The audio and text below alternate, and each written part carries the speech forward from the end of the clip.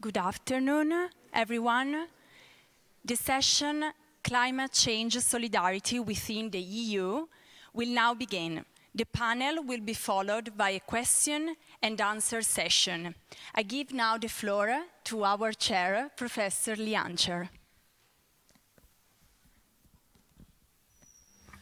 Thank you very much indeed. I'd like to thank the State of the Union Committee for inviting me to chair this session. It's always great to come back to the EUI in any capacity. I began my own studies here longer ago than I cared to remember, but the Institute was very young and very small in those days. I'm back more regularly as Director of the Energy Union Law area at the Florence School of Regulation, and I hope that I can bring some order as a lawyer into the discussion of, I think, what is quite a sensitive, controversial subject, and I think we'll see that from the presentations. There's by no means agreement as to whether we have solidarity, and I think probably there's no agreement as to what solidarity actually means. And listening to some of the discussions already, I'm beginning to wonder myself, is it a means to an end? Is it an end in itself? Is it the new metaphor that we need to sell Europe to its citizens, which is then a good thing or not? Have we really got something to sell? Would consumer protection rules say otherwise? So there's a lot to consider, and we have a rather short period of time to get through our agenda. Unfortunately, we're constrained because the whole timetable, of course, today has been slightly extended, but we cannot run on, I believe, beyond our allotted time, 16:30. So, with that slight warning, I'd like to introduce the panel very briefly.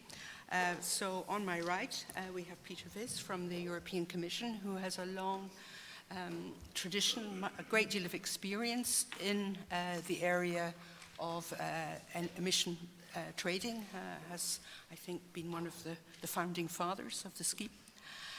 Next to him, we have Claude Turmes, known, I think, also to many people active in the European energy scene as MEP in the European, of course, in the European Parliament, and who has, I think, been in charge of the parliamentary input to many different legislative and climate change proposals.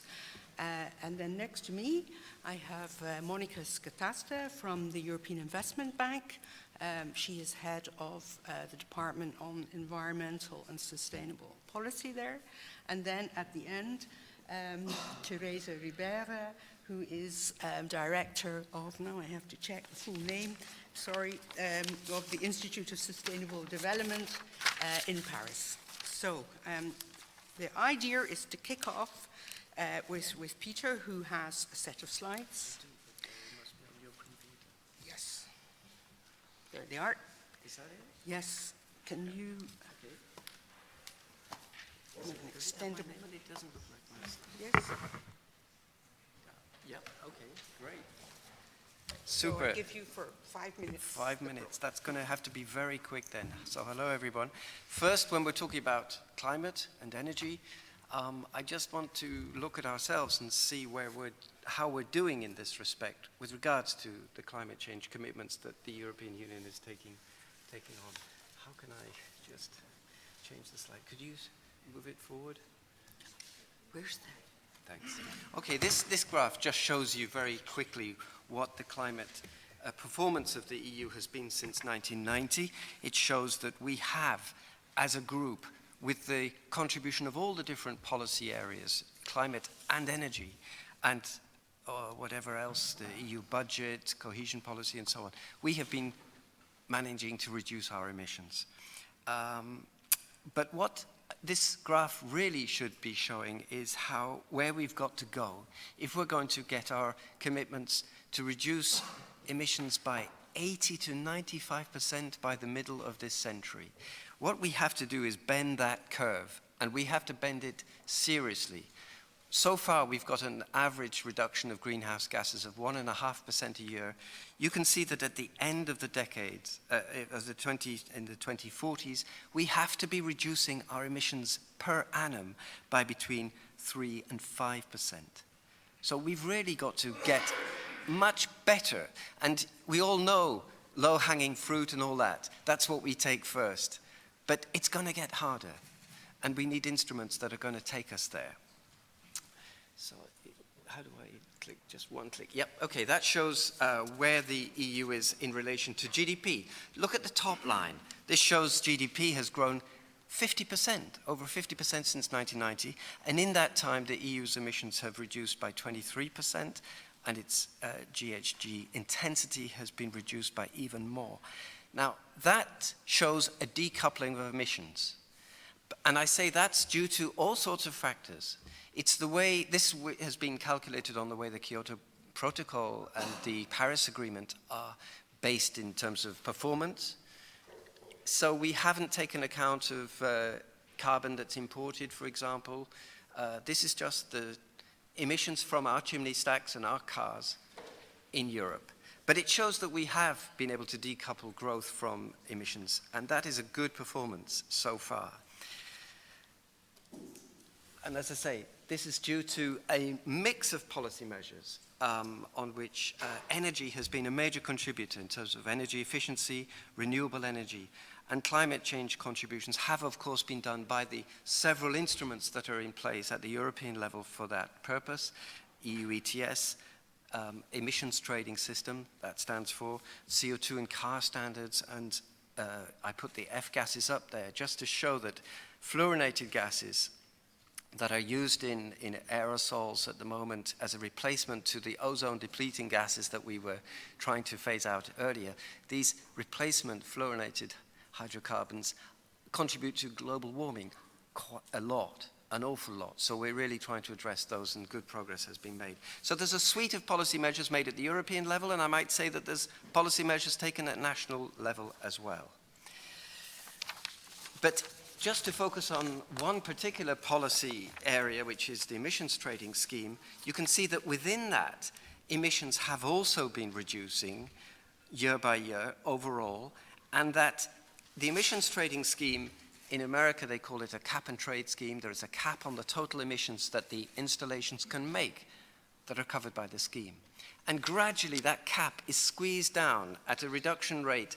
It is at the moment 1.74% per year, but the European Parliament and the Council has recently decided together to increase the rate of reduction to 2.2% reduction per year. Now, those reduction factors are extremely important because they happen each and every year. Whether there's economic growth or whether there's economic recession, these things are being squeezed down. And what that will result in is increasing scarcity ultimately to zero. That's a mechanism that is going to be very, very powerful over time. In the meantime, there is a carbon market, there is a carbon price. You can see that the price fluctuates. I wouldn't worry too much about that. Businesses worry about it for sure, and they are making sure that they try to minimize the costs. But the main thing to remember is that now polluting, you have to pay to pollute. It's the polluter pays principle. And the other side of that is that this mechanism enables there to be money collected by governments and recycled in other ways, overseas development aid, or financing renewable feed-in tariffs, or research and development, and those sorts of things. So there are plenty of things you can do with the money. And this is a mechanism which on the one hand makes companies pay if they pollute, and on the other hand provides a new source of money that can be used for good purpose. I think the technical word is double dividend. This is a policy that makes sense on both counts. And this is a mechanism within the emissions trading scheme, which is big. covering an awful lot of installations in industrial installations in Europe, including the power generation sector that has to buy all of its allowances in auctions that are run by the governments, or the money goes to the governments.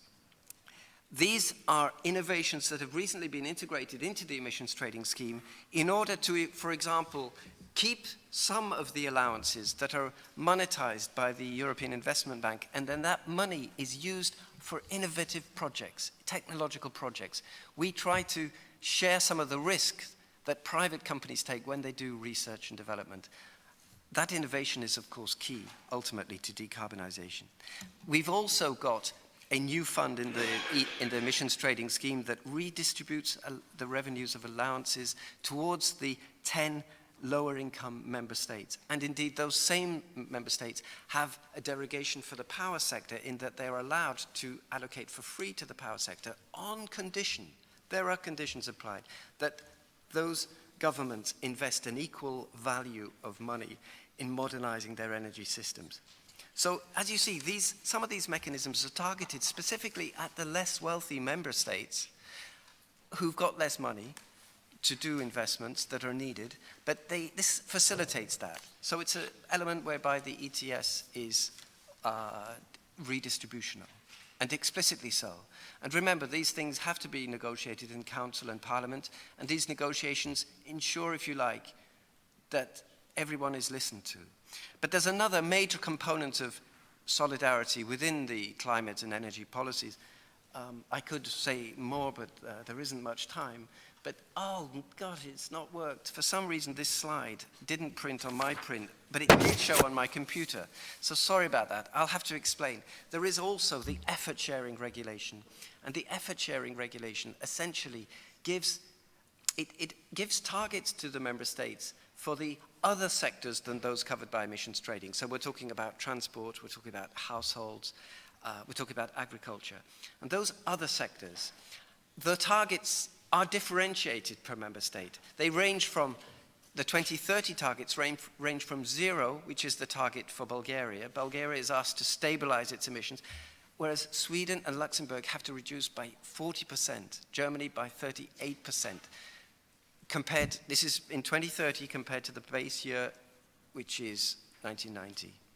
So basically, the targets are differentiated. And this is precisely to take account of the redistributional or the equity elements. And I think that's really where I want to stay by way of contribution, because there's much more we could say. But I think that solidarity is in our minds when we develop policies. But it's also very important that the right policies be adopted so that we actually deliver our climate commitments, which, as we've just heard President Higgins say, has devastating effects in other parts of the world, generating migration and poverty and other things. So there's a real imperative for us all to address, and we need tools that work. Thank you very much. For sticking very closely to the time. So tools, we need the tools that deliver, that work. Now, turning to Teresa Ribera, you would like to take up the theme of the tools that work and the challenges that these tools have to be applied to. Thank you so much. Yes, the challenges is a nice way to start after thanking Pete for his introductory comments and for the efforts being made along the years. But I would like to start with your first provocative question, what is solidarity? And probably it is not clear what we mean when we say what solidarity is. Is it fairness? Is it the application of the principle of no one left behind? Is it something that we learn a long time? And probably that is the case. But it is a strong affirmation that this is not just a technical, technocratic issue. It deals with the past, it deals with emotions, it deals with the perspectives to come and the sense of justice. So it's a little bit more complicated than just an Excel file, and that explains why we are where we are. I would like to make 5 or 6 simple points, comments. One of them, the first of them, starting with the message that President Higgins and President Mattarella have made, remembering us the declaration of the fathers of Europe and Schuman, and to what extent there was this strong feeling of building something in common for the future. I take the words multilateralism, sustainable development goals, justice, solidarity, security. So many nice words that are important and to a certain extent connect to this agenda, because they probably mean that this agenda is a great driver, a great opportunity for building a common project towards the future, an updating of our values, an updating of our economic strengths, our geopolitical role, the way to understand this interconnected and complicated brave new world. And at the same time, because of all of that, because of the intensity and the shortness of time, it is quite challenging too. I think that missing the opportunity to connect climate with the values of solidarity, fairness, equity, no one left behind, and speaking just to the business opportunities, technology, innovation, things that people in the streets do not connect with their own values and fears, is difficult, because it is everything at the same time. But if we just focus on some very technocratic or big corporate aspects, may make the transformation much more difficult, because it is not perceived as something fair and attractive, but something like a fair or an imposition, which is risky. My second comment would be that talking about solidarity on climate within the European Union should allow us to think at least in three very different dimensions. How we get a fully decarbonized Europe, and what are the transitional risk, unfairness, lacks of solidarity or means of solidarity all along the process. And this deals with energy, transport, industry, agriculture, so many things. So the systemic economic change. The second thing, how we deal with the differences in terms of impacts, so vulnerability to the physical impact of climate, and that's something that we know much less, or we have worked much less for the time being. And the third dimension could be the external dimension. What does it mean for Europe in the multilateral context, but also in the whole set of external policies, trade, development, migration, security, so many things. And does it affect differently to the different citizens, not just member states? And if so, what it means? So a little bit complication. My third comment is, so this is an agenda that deals with the European Union as such and the European institutions, or it is mainly a domestic agenda, or how we combine, how we can ensure a much more synergic approach. What is the role of the European Union in order to facilitate a good implementation at the domestic level? And probably there are many things to improve. I think that it was relatively easy to say, there you manage your agenda domestically, we forget about the rest, which is according to the constitutional principles of the European Union can match.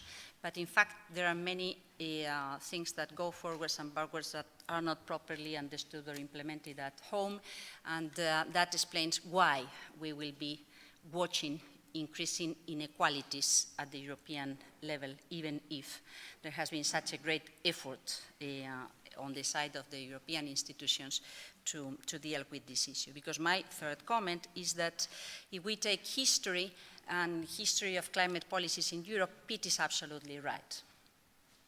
The sense of equity, solidarity has always been there. There has been a try to get this into account.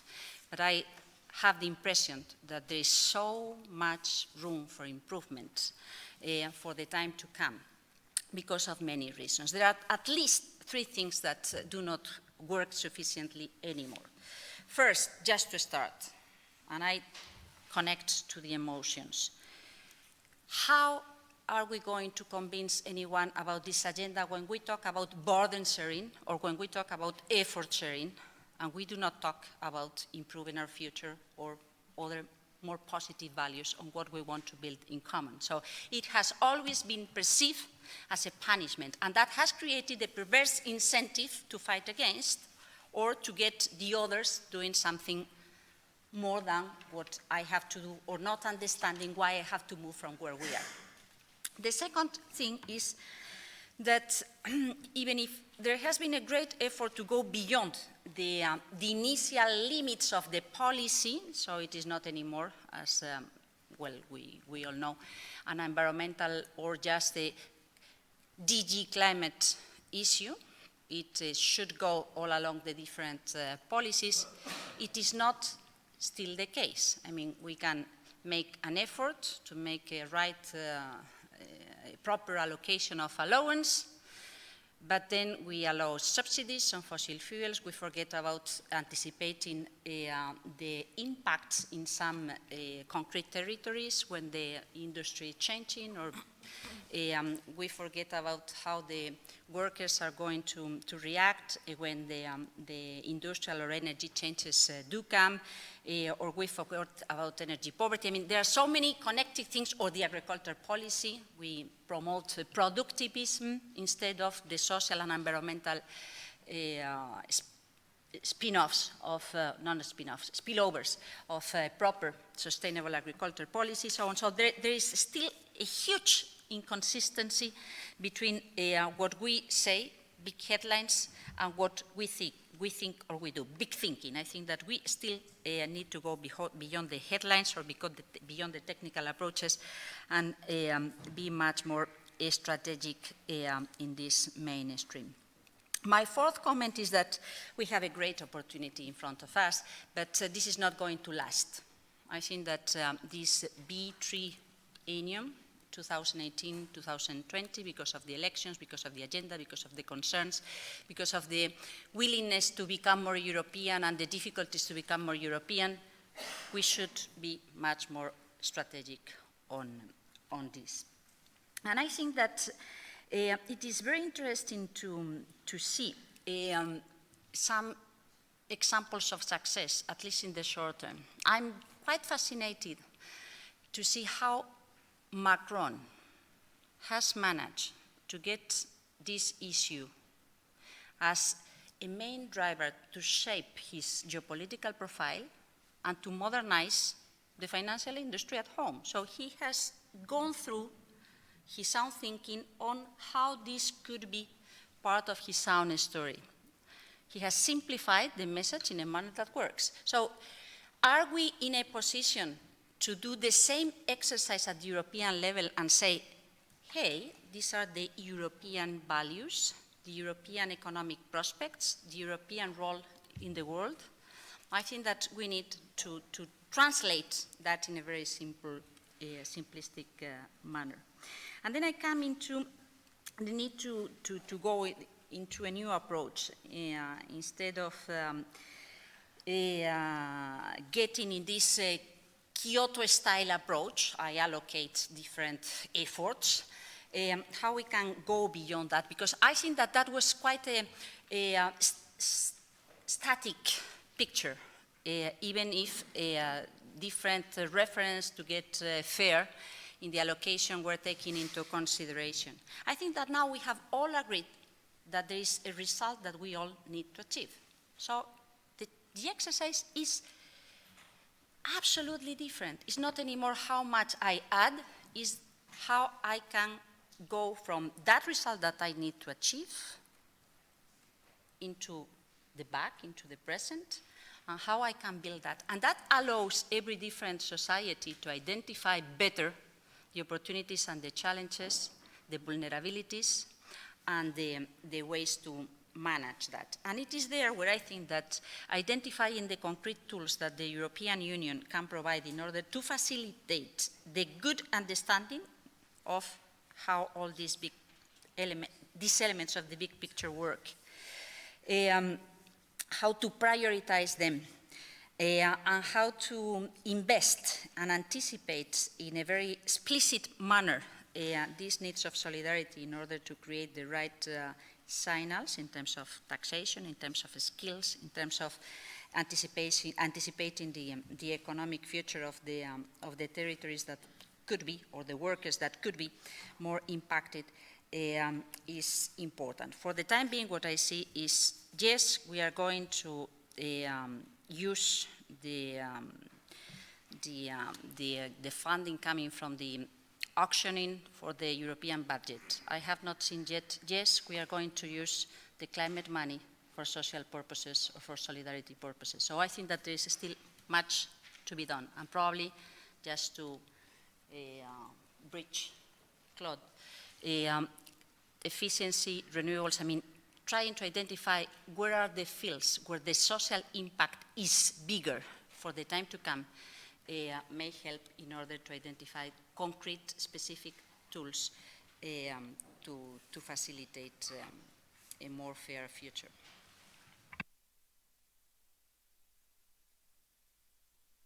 I think when I said you would take up the challenges, I was correct. I would like now to turn to Claude, who I think will also address some of these challenges. I have the challenge of finding your slides, because I saw them. Does anybody know? Are they down? Yeah, further down. Ah, okay. Yeah. Is that Here, yeah. yes. Okay, good. And then I do, okay. Good, but so I will start. So solidarity is a big word, and I'm not sure that energy and climate is the issue, the area which impacts most solidarity.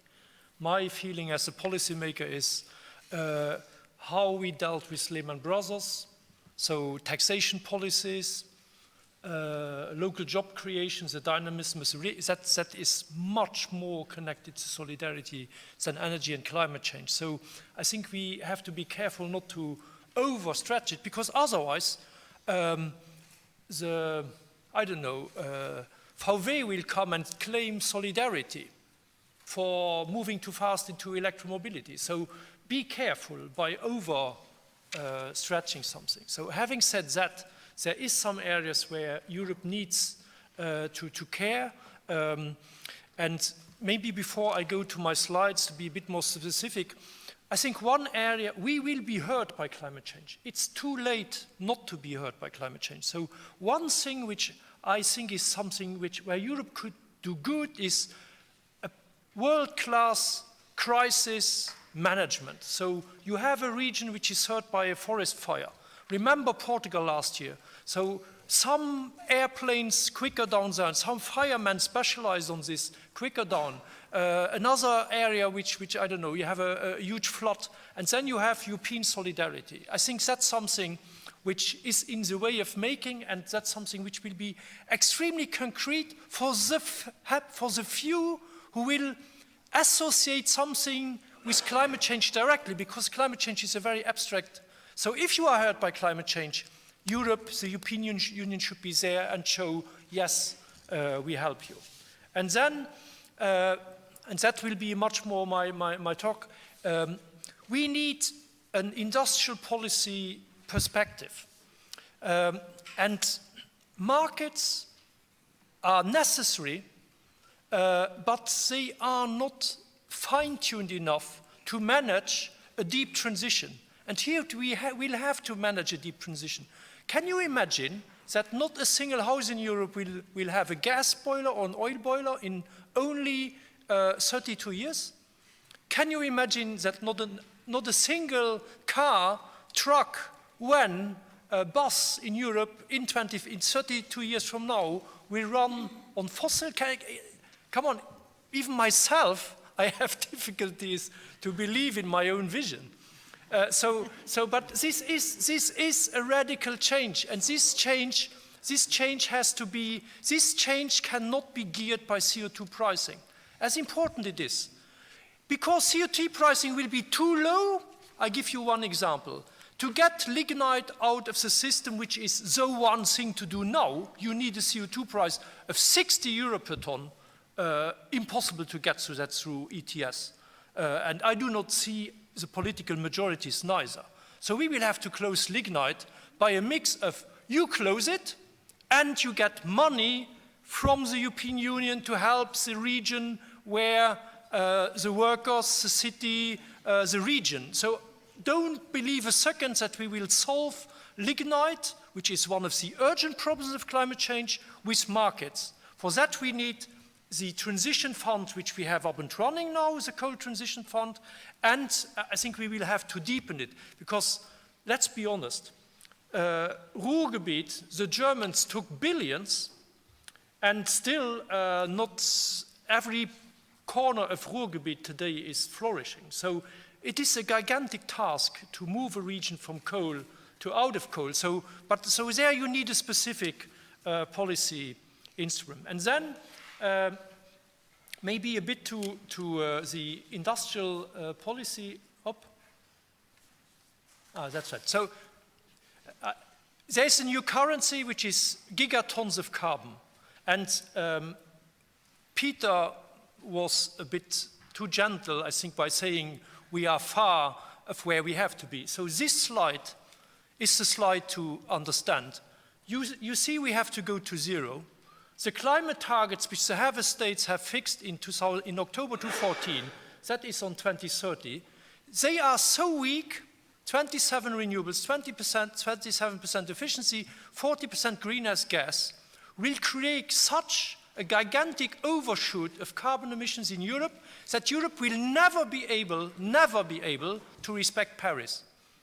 So, and that's all the fight of this moment, to get the targets higher, with the Parliament forcing the Council higher. We have 35, and the Dutch Prime Minister is right when he says we need a target of 55% CO2 reduction or greenhouse gas reduction in 2030, otherwise we are not taking this really serious.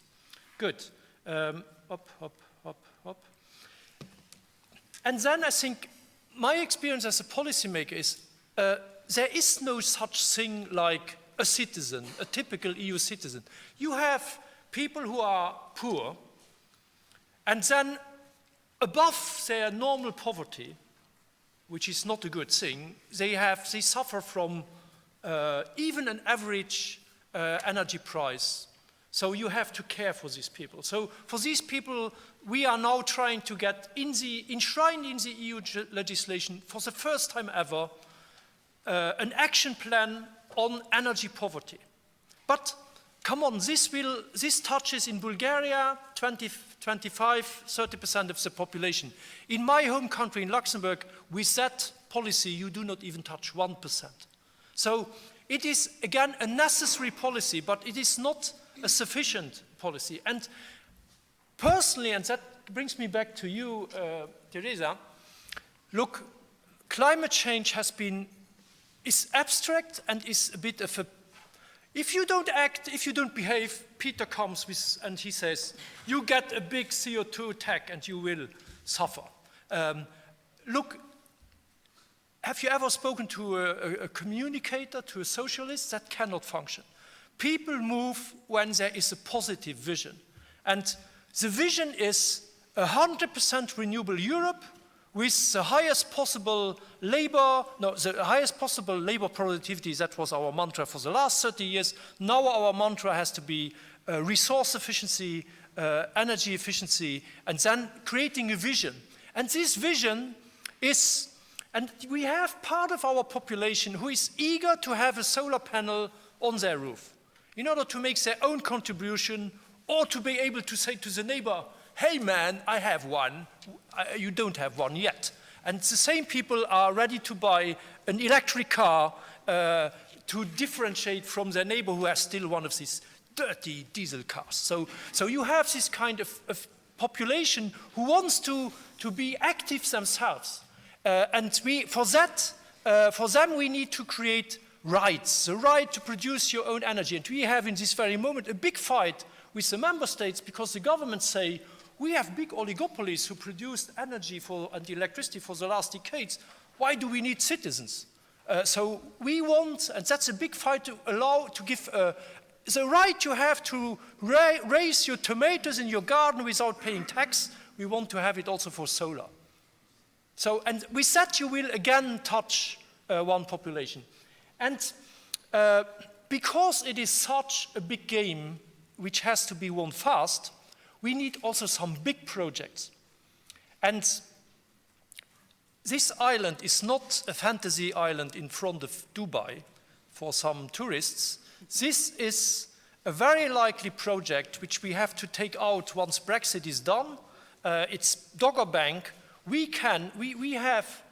North Sea is a gigantic energy producer because it's Shell. You have Dogger Bank, which is somewhere between UK or England, Scotland, Norway, Sweden, Denmark, Netherlands, Germany. It's 15 to 20 meters deep.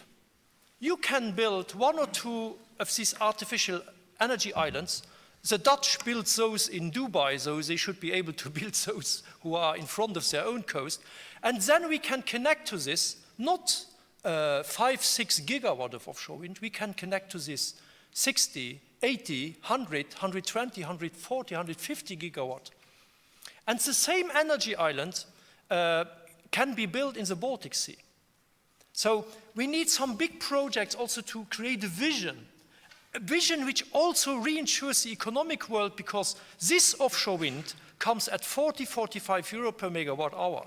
So it's much cheaper than a lot of the alternatives. Electromobility and having a strategic alliance with the cities. One of the biggest desolidarities we have in this moment is air pollution in our European cities. So we need to electrify fast our transport, and the cities will be our allies. And then we have one or two divides which we need still to address. One is the one with Eastern Europe. What is this slide showing? You are red, you are bad. You are green, you are good. So the Germans are good guys, Romanians and the Bulgarians are bad guys. The capital cost, so renewable energy, when you renovate a building, it's all about what are the costs of capital. So the costs of capital for an Enercon or a Siemens wind turbine in Germany are weighted average capital costs 3.5%, 4%. You take the very same wind turbine, you put it near the Black Sea, you have better wind conditions near the Black Sea in Romania than in large parts of Germany, and you will have to pay 2-3 times more for the same wind turbine, because Romania and Bulgaria, Poland are not part of the Eurozone and are penalized by the capital markets. And 3 years ago, I proposed to EIB to create for Europe what Morocco has, and World Bank did for Morocco. Morocco has a real success story for renewables. Why? Because World Bank has created a de-risking fund so that investors can go to Morocco without paying high capital costs for the country risk. 3 years later, we are nowhere. Whereas I consider that this is the biggest East-West divide when it comes to real projects. So with the EU budget, we hope that this time we will get there. And there's a second divide with Eastern Europe. When you think a bit about a pioneer in renewables, a pioneer in efficiency, a pioneer in electromobility, would you think of a Romanian, a Bulgarian, a Slovenian company? Never. So we have a perception of that the drivers of this are Germans or Dutch or Danish or Swedish. So what we need, I think, is also, so do you know that the front company who builds electric airplanes in Europe is Pipistar from Slovenia? There is good people in Romania and Bulgaria, but nobody speaks about them. At home, they are still in a minority because of the coal and nuclear gang, and we always see Romania as a country where anyway it's lost, so anyway they are not in energy transition. And I promise you, the day where we do this, there will be a completely different perception. And I promise you, the most surprising country of all in climate change and energy transition will be Poland. Poland will be the hub for green batteries. Poland will be the hub for electromobility. Poland will in 2025 have 4 gigawatts of offshore wind, in 2030 8 to 10 gigawatts of offshore wind. Poland will have 50,000 jobs in the offshore wind industry. And I think it's exactly this kind of, also, Teresa, you are right, it's about psychology, it's about emotions, and that is where we have to go. And the last area where we need to where is populism in Europe? In the European school in Florence? So who is a populist here? Outside me. So the populism is in the rural areas. And have you understood that energy transition, the regions who will earn most money out of this are remote rural areas? The big wind turbines will not stand near the dome in Florence, and the big solar stations neither. And we will pay farmers and forest owners, at latest in 2030, to organize carbon sinks. We will pay farmers for different methods of tilling, which keeps the CO2 in the earth. And I hope, and we have some people here in the room, I hope, so when in their next communications of European Commission, it's very important to link energy transition with rural areas. Because it is generating, and can you imagine if you are lost in a village and finally somebody comes to you and say, hey guy, you are a front runner after 30 or 35 years of only losing out. I think that's the kind of communication we need. Thank you very much.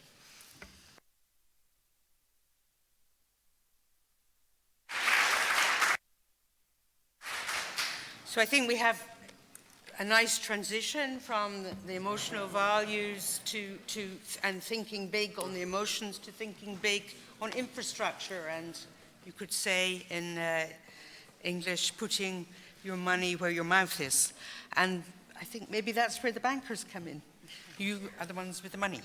Yes, absolutely. Although today, I have to say, reasoning went on when the theme was announced, and this reasoning has brought us to some very similar kind of reflections. And I want to first put in context what I'm going to say, clarifying what my role is at the EIB. As the head of climate, environment, and social policy, one of my main goals and responsibilities, and for my team, is to basically mainstream, make sure that climate change considerations are taken into consideration in everything that we do, creating the processes, creating the methodologies and the systems to make sure that climate considerations are mainstreamed throughout our activity. Now, why am I saying this? Because as you will see, the way in which I tackle the reflection today is very different from the one that you heard earlier today from my colleague, which was much more operational, and therefore I will probably not talk much about energy in particular. One point that I wanted to say is I take up what I just heard, the proposal. I've been in this post for the last 2 years. I didn't know that that proposal had been made earlier to the bank, and I would be very happy to take this on board going forward. Now, EIB.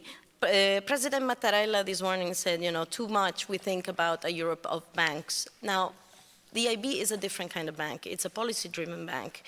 It's a bank that basically aims at implementing the policies of the EU and is driven by policy objectives that focus on environment, focus on infrastructure development, on employment in SMEs, innovation, and it has two cross-cutting themes that inform and touch all of our activities in these areas, cohesion and climate action.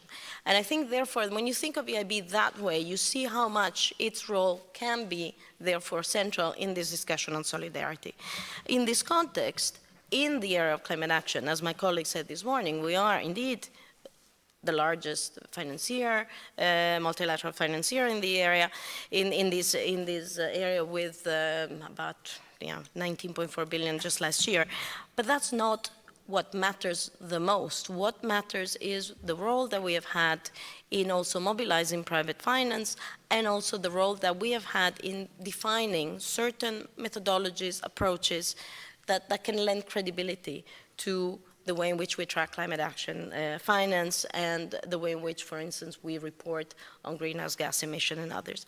And that's where I think we can, again, play a role when we start tackling some of the issues that I wanted to discuss. But as I looked at the theme, solidarity, and I started thinking about, I mean, the concept that resonated in my head and went on is, how do we tackle global commons in a situation of weakening multilateralism? That's what we're living today.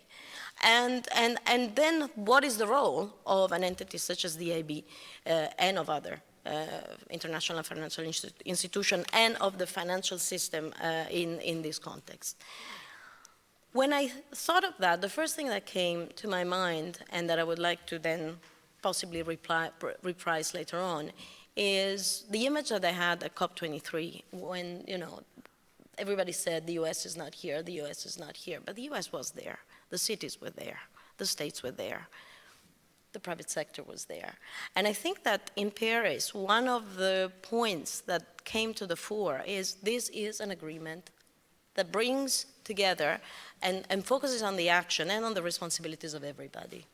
And I think that in this context, starting to look also at how we can and how we do work, again, as EIB, as a financial institution, with local authorities, with local entities, with local communities, with local stakeholders, and what vision, and I think the word vision also resonated in my head a lot over the last few days, is something that we need to explore. I'll park it for now, we'll come back to that.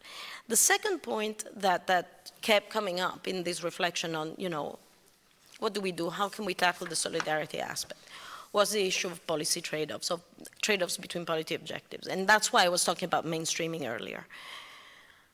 What we have here, and Teresa was talking about the importance of having you were talking about a simple narrative. I think that, yes, however, what I really think is that in this day and age, what we are facing is a situation where the issue of trade-offs across policy objectives, the synergies also, the positive interaction between different policy objectives, the identification of winners and losers, and the identification then of solutions for this, leads to a narrative that is anything but simple, and that we have had a difficulty in communicating with citizens the complexities of these aspects. So we can oversimplify, and there's a lot to be said for simple messages, but what we are facing now is a need to bring the complexity of the narrative to the citizens in a courageous way, because, as you said earlier,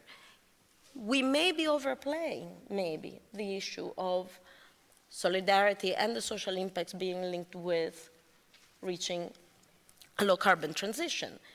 What is actually driving the difficulty here is not necessarily the need to reach those objectives, but the lack of foresight, the lack of good planning, the lack of appropriate industrial policies and other policies that bring together the different objectives. And I think that this political economy of reform type of approach is what we need to tackle now. I think it's pretty obvious to everybody here, but because of what you do in this space. But how does that inform then what we do at EIB? What does that mean? And that's why, again, I talked about mainstreaming. The fact of having then the tools at EIB to make sure that in the definition of our sectoral policies, in the definition of the instruments for the analysis of projects. For instance, the use of shadow price of carbon that, you know, really increases quite dramatically over time in our cost-benefit analysis. The use of emission performance standards when deciding on certain projects. It's by setting up these kind of instruments that we can make sure that some of these trade-offs might actually be resolved. And in fact, because of this, at the moment, the bank is implementing its 2015 climate strategy, which did not only focus on the continuous, very ambitious target that the bank has had in terms of climate action, in terms of, you know, it's 25% of its global lending, going to 35% for its lending to developing countries by 2020. Now under EFSI, for the next round, going to 40% under the infrastructure innovation window. This is important, but the strategy understood and stated, and we're now implementing, that we need to focus on impacts, including the impact in terms of the mobilization of private finance, that we need to focus on increased resilience, and we'll go to that in a second, and that we need to focus on mainstreaming. And it's only by doing all of this that we can actually make a difference in our portfolio and through our portfolio in our activities and the support that we provide to our beneficiaries. Now, again, back to the discussion on solidarity. The question, as it was framed, was focusing on solidarity in the context of solidarity in the context of the low-carbon transition. But I think that we've spoken too little, and we've started with this panel, to look at the issue of the impacts of inaction, to look at the issue of really voicing and clarifying the solidarity in terms of increased resilience, economic, social resilience in the context of a changing climate. And that, I agree completely. This is an area where we have to do more together. And this is an area that needs to be part of the narrative on solidarity and climate action. Because otherwise we're only telling one part of the story, which may be easily distorted. Now I come to the money part, because otherwise I'm not going to be invited ever again as EIB to this kind of event. There are, in the context of weakening multilateralism again, I think that we need to think of two aspects, the funding and the financing. They're separate. On the issue of funding, I hope that we can take up in the discussion what are the options in terms of own resources beyond what we've heard so far to ensure a steady funding of the EU budget going forward, of the EC budget going forward.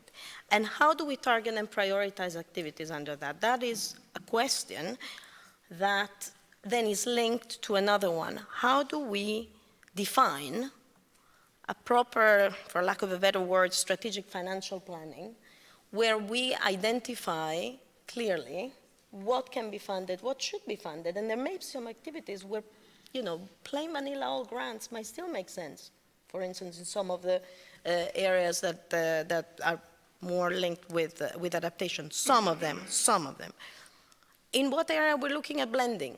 In what area instead we can actually leave the market and purely private finance do its job? And that's where the bank can come in terms of both supporting the definition and the identification of activities, the development of pipelines with its advisory activities, and that's where the work in particular with local communities is also so important. That's an area where we are especially active, and I'm talking about the instruments such as ELENA, but also in the context of URBIS and the work with city planning as a whole. And in that context, in the context of cities and our support for integrated planning, we put climate action in a broader context, and therefore in a context that calls for the resolving of trade-offs.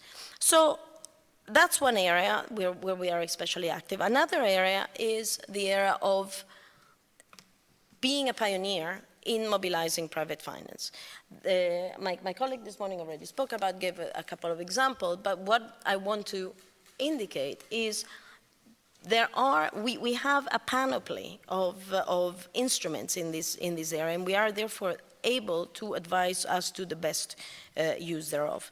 And finally, the catalyzation, the broader catalyzation of for instance, funding from institutional investors with the issuing of not only our now historical, because it's been 11 years in running, of our climate awareness bonds, but at the moment, in our role together with other institutions in support for the Sustainable Finance Action Plan going forward, in extending our activities to support broader sustainability issues as well, with the recently announced Sustainability Awareness Bond. So I'm going to stop there. Just a few ideas thrown out there, a few reflections that I think echo quite a bit what we've been saying, and that's that.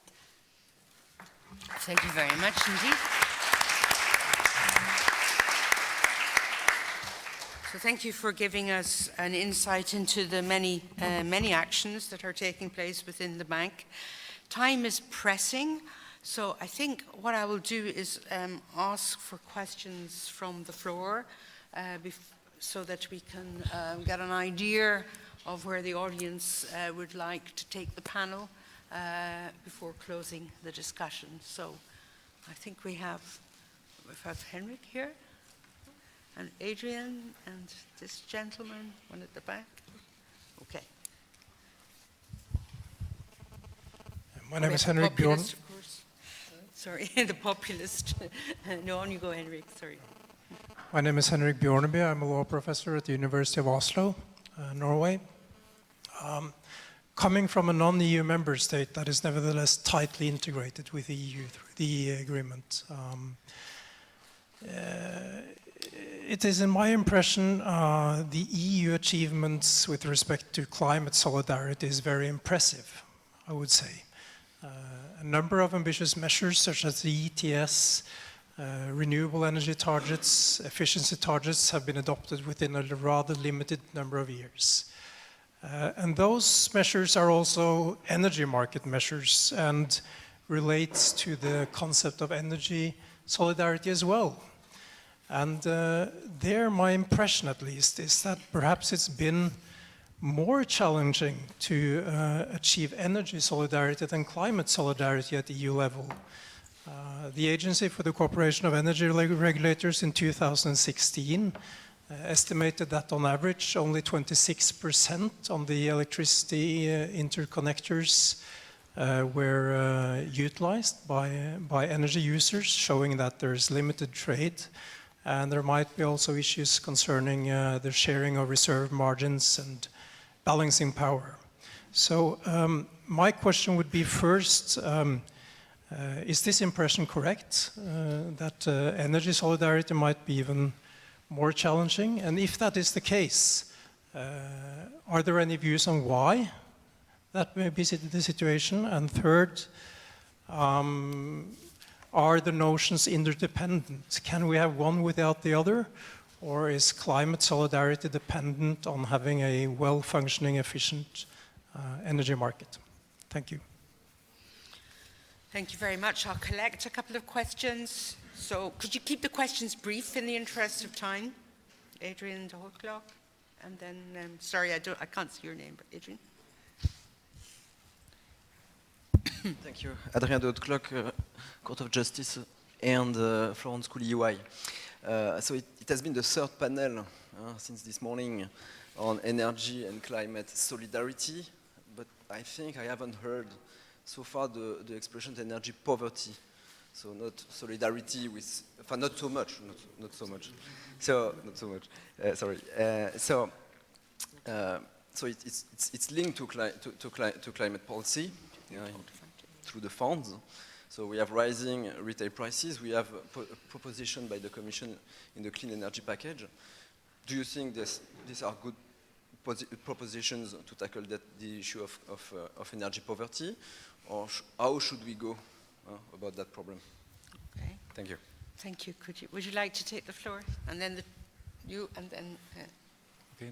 I would like to send a reflection about the cars, the electric cars, because sometimes I think we are pretending to sell this kind of technologies like a sustainable technology, but sometimes the materials like the batteries are using not sustainable materials. I'm talking about cobalt. For example, the Washington Post recently published an article about where we get that material is arriving from this. Who are you representing? I am a journalist, photojournalist for Getty Image. So, so my question is, the technology is great, but is 100% clear, ethically and morally green? This is just a reflection I would like some of you to explain. Thank you. And then this gentleman here, could you state who you are? Sorry. So, I'm Andrea Podesta. I've been working for 10 years, more or less, in energy consulting, especially to private companies. And I'm now energy manager into a large fashion group. So working with the private and looking, let's say, listening here, many times I have a big questions. The first question I have is, if we talk to the full energy transition, we talk about building a market for renewable energy and energy efficiency that is tenfold or 20-fold than what is today. Behind this market, there is an industrial market about production of PV plants, batteries, and so on, where Europe has been a leader for 20 years until more or less 2010, and then has been losing. Now the leaders are China, Korea, for a few things US, but we lost production in PV. We do not have anything about batteries, and these are jobs. This is, let's say, solidarity, creation of working opportunities that we are missing. This is my first consideration. I've not heard in the 3 meetings that we had today anything about an industrial policy behind the energy transition. Second point touches solidarity. Now things have changed a lot. If 10 years ago, 5 years ago, I went to a client and we built a business plan on, say, on a PV plant, we put into the business plan the feed-in tariff, a policy that was fixed. Maybe today it doesn't make sense, it is too expensive, but it was fixed, like today auctions for renewable power plants are. If we take the cost of carbon into, say, this clean development mechanism built after Kyoto, or even for the ETS, I don't put it into the business plan because it varies too much. I do not have any way to go to a bank, maybe not the EIB, but a customer bank of EIB. I can go there and say, look, because I think it will cost $10 per ton. I will put it into my business plan, and they will laugh to me and say, okay, today it's 10, tomorrow it might be 0.5, like it is for voluntary carbon emissions and so on. Can you ask your question, please? Yeah. Sorry. My question is, why don't we make policies, why don't we think to policies that are reliable for investors? Because what we are doing is thinking on policies for policy making, not for privates. Thank you. I think we've got the point. Right. Last point, sorry. No, sorry, I think if you don't mind, because we've got very little time, I'm sure you can ask people later in the, and so the very last question. Just, Thank you. I'll make it very short and provocative. Listening to the discussions, I think these issues, when it comes to State of the Union, which for me is about the future of Europe and where this EU 27 project we want it to be, the leaders committing, renewing their vows and so on and so forth, it sounds still too much technical, gigawatts, tons of CO2. Rapidly we see there's no solidarity because it's highly divisive. It's about the markets and so on and so forth. So are, at the end, these files, which we all believe are great files, qualified to be part of this future of Europe debate politically, or, on the contrary, could it backfire? Because I think energy, climate played a strong role in President Trump to be elected. In Europe, all too often we can associate all the damages, the constraints, the burdens, the cost, and so on and so forth, of this decided in Brussels, and how can we then justify the benefits for the people? Because then we could find ourselves in a difficult situation. It's provocative because we are in an academic place. Thank you. Thank you very much. We have 5 minutes left, so I'm going to start with Peter. Is there would you like to tackle any of those questions? And I'm afraid I can only give you 1.3 minutes. That's great, that's fine. I'm going to respond to the claim that the emissions trading system price of carbon varies too much. You know, the world would be an easier place if the oil price was fixed, or if gas prices were fixed, wouldn't it? But it's not like that. And I'm afraid the carbon market's like any other market. It'll be a balance between supply and demand. So we are letting market forces play out to determine a carbon price. What the signal of the emissions trading scheme is sending very clearly is that it is a system that will become progressively and predictably more stringent over time. Now, it will, you know, the consequences of that, we can assume, you know, we can do modeling and so on, but no one knows. But I think that that is something that businesses need to know. This is going to happen. This is a transition. And why is it worth sticking with the emissions trading system or a market-based mechanism? Because we're also trying to fulfill our Paris pledges at the lowest possible cost. And that includes costs for the economy and ultimately costs for consumers. So I think we can be very proud of taking a market-based approach in some respects, because it's not to say that a regulatory approaches don't have their place. They very much do. But I think what we're doing in Europe is a very honest attempt to give the businesses the predictability and the sort of forward sight that they need to make investments. Thank you. And it would be more stable if we would do a carbon floor price, at least for Western Europe, and that's exactly what we are fighting for now. The larger an electricity market, the more optimization you have, so the cheaper you get the transition. So we will have to continue with this market, and we will integrate it deeper also by building more interconnection. So, and the fact that there is not more flows, sometimes it's strategic, Poland shutting down because they protect their own coal industry. Poland could get a lot of cheap electricity during the night, but then the coal power plants could be shut and they would not earn money. So you have this kind of strategic play which we try to get rid of in the market design legislation. Energy poverty, so you are right, you were right. Maybe in 1 month we will have the first ever legislation where there is a definition and where there is an obligatory action plan for those member states who cannot show that they do not have energy poverty. And it will not be so easy to show that you do not have energy poverty.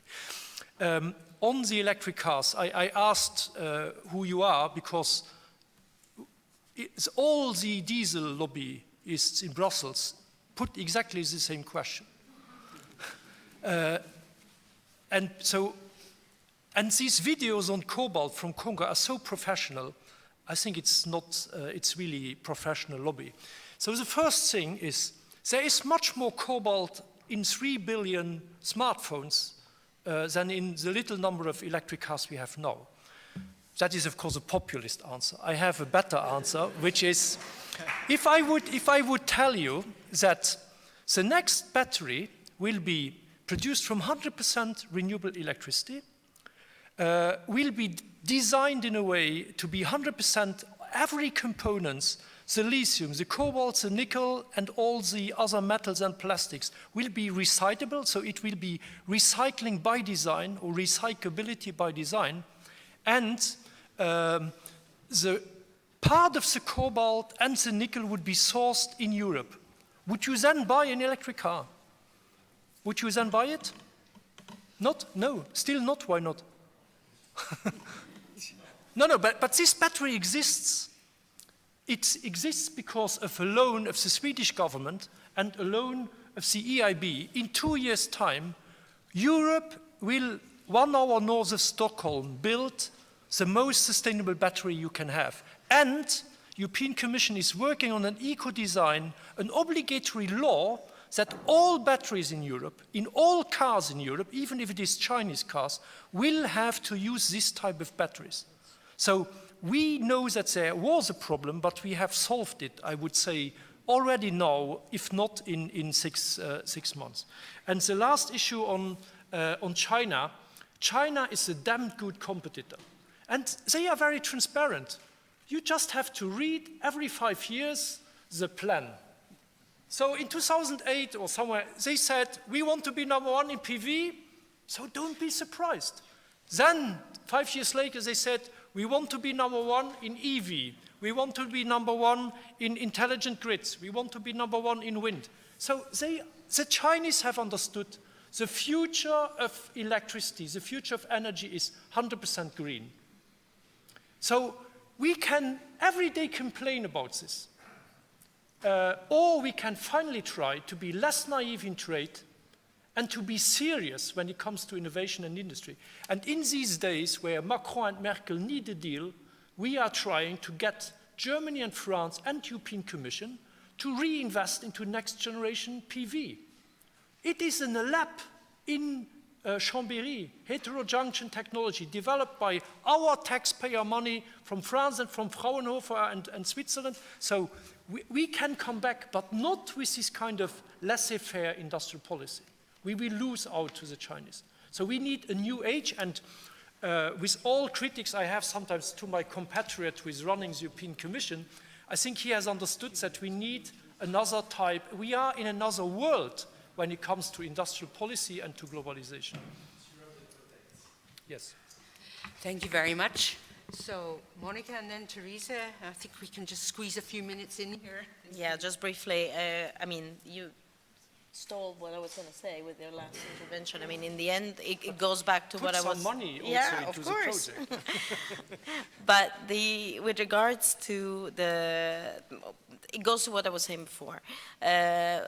Here the issue is, again, a lack of foresight, a lack of an energy policy that actually knows where it's going, and not necessarily an issue of a trade-off that is linked with going low carbon. So I think that's one of the key points. I wanted to answer the populist question. In a way, I couldn't agree more that this is what we need, is a new narrative. That's what I was talking about earlier. It's a new narrative where we are able to explain what is actually a positive and a virtuous cycle that we can set in motion, and what are the instruments that are there to support this virtuous cycle. I think this is something that can be done, and we absolutely need to move in that direction, but these discussions should be part of our vision for the future. If we don't talk about this as our vision for the future, we have a real issue, but we need a new narrative. Teresa, have you got the narrative? Yeah. Well, I have some bullets, yes. The first, yes, no. I would like to comment and to connect the last question with Claude's comments. Please do not overplay, but do not mistake ourselves. I think that the most perverse effects we can witness is rural people thinking that this is a menace for them, industrial workers thinking that they have no future, or energy that experience poverty because of the cost of energy, thinking that the transformation will increase the price of energy because of the cost of the CO2 that has social impact in the very short term. So there are conflicts, it is complicated, and there are impacts in terms of social vulnerable groups. So yes, it is important, and it is important that it is tackled in a different manner that goes beyond. This is an energy regulation issue or electricity market issue. Of course it is, but it is not just these type of things.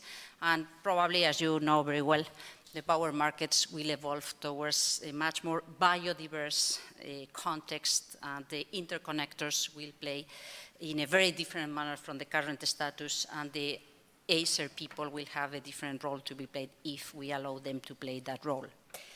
Well, that's my first comment. My second comment is that I think that we need to take advantage of at least the current opportunities on the table. The governance system, why do not connect to other references, social references, how we measure, how we prioritize what we are witnessing, why we do not create a kind of huge revolving fund, understanding what type of infrastructures we need in a more modernized, low carbon, resilient future, and in terms of poverty, in terms of energy transition, adaptation, anticipation, and skills, that it is not just the issue dealing with the coal platforms, which I think it is fantastic. I think that there are two measures in the current package that are very interesting, but it goes beyond coal. It will impact the automotive industry and so on. So I think that, yes, it is important to get some distance to try to identify what is the values behind the transformation in positive terms, but also beyond the technicalities. It is, to me, it has always been very, very risky to get the narrow approach that climate means or equals energy and energy markets, and that's all. It's not at all. I think that some simple big thinking ideas, and not just the island, but yes, the revolving fund in terms of infrastructures, or the solidarity fund in terms of big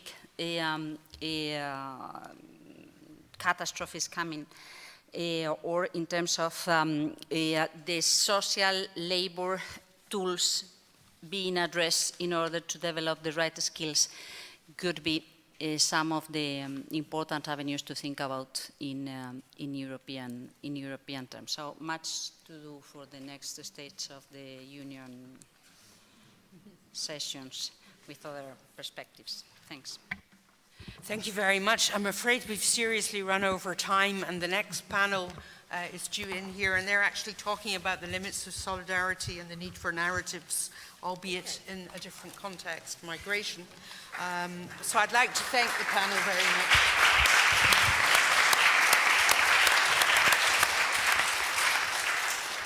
Thank you. So, My card, exactly, the same. thank you so much. That was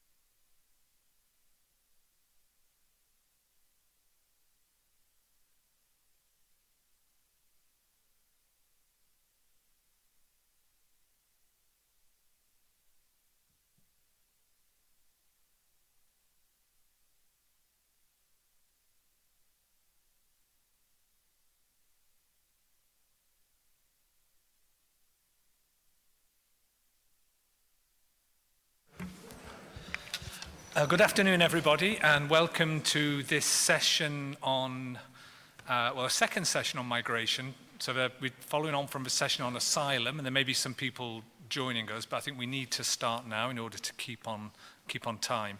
My name is Andrew Geddes. I'm Director of the Migration Policy Centre here at EUI, and I've got the pleasure of chairing this session. I'll explain a little bit about the session very briefly, and also introduce our speakers to you. The session itself is interested in attitudes to migration. And I think rather than an academic introduction, I think for me there was a kind of a personal awareness of the importance of these questions. Was attending meetings as a kind of a professor, as an academic, in which the facts about migration were discussed, and how to convey those facts, how to intervene in debates about migration by developing the research base, providing the evidence, and I still think obviously that is important. But I'm also, as you might guess from my accent, a British citizen, and Britain has a difficult relationship with the European Union, as some people might know. And I was participating in that debate, and it became very clear that a lot of people's response to immigration is driven at a more emotional level. And the ability of professors speaking about the evidence and the facts to connect and make a difference was, I found out from my own experience, quite limited. So when I started work here in January 2017 as director of the centre, one of the projects I initiated was some work on attitudes to migration.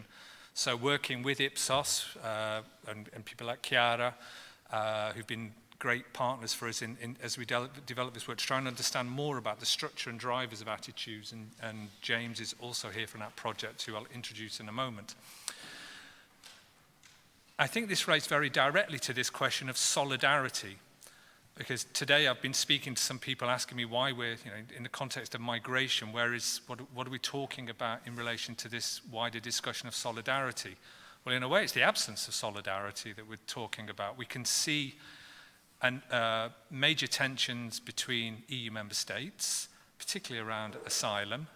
That's fairly clear. I think we also see really important divisions within European societies, politically and socially, around migration. And I think it's hugely important that we debate and explore these tensions around migration, which may be symptomatic of much broader changes in European societies, but to debate these issues is important. And also, we shouldn't forget that solidarity implies a relationship between the European Union, countries of origin, with the wider world. So I think solidarity is a really important question to discuss in relation to migration, and I'm very happy that we've got a great panel of speakers with very diverse experiences to explore these questions.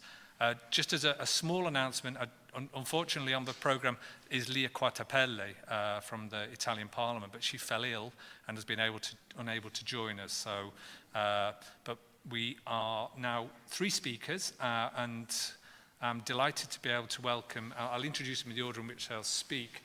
Can I just borrow the little booklet as well, Muna? So first of all, Muna Kuzdar, who is a member of the Austrian Parliament for the Social Democratic Party and served in the government in the previous Social Democratic government. A rich experience in terms of elected politics in the city of Vienna and at national level in Austria, where clearly debates about migration have been very important.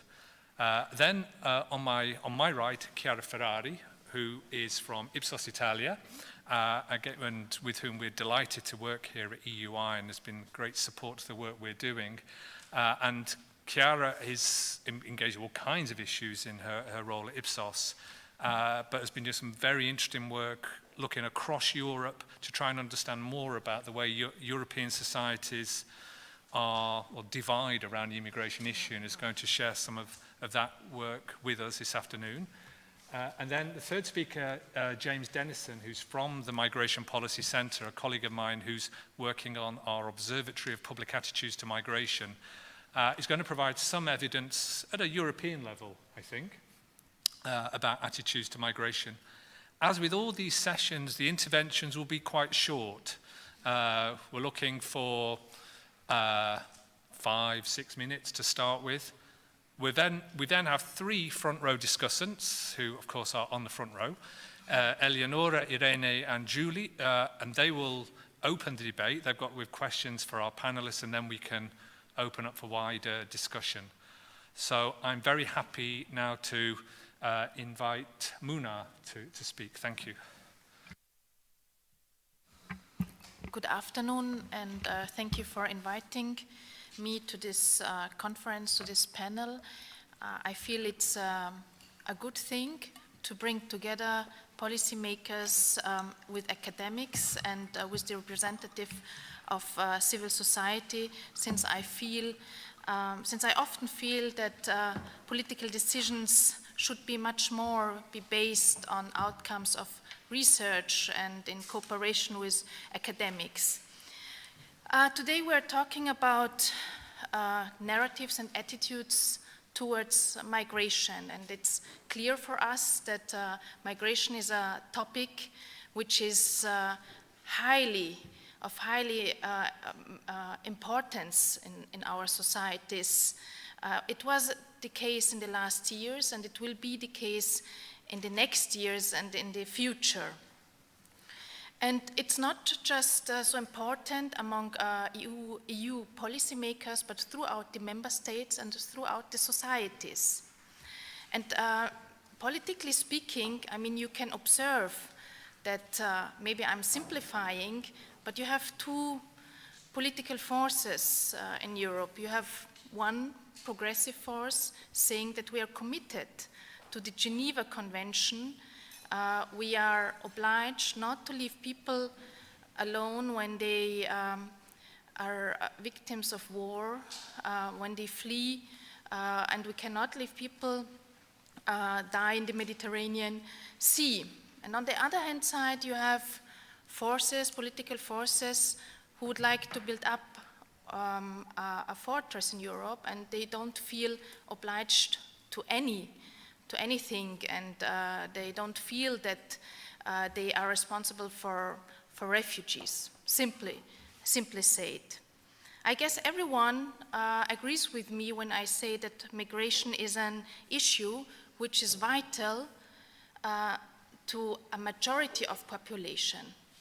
And in being vital to people, it means also it is vital to the voters, which means at the end for the political parties that they can no longer ignore this topic, and they have to develop an opinion and a clear approach to the topic of migration.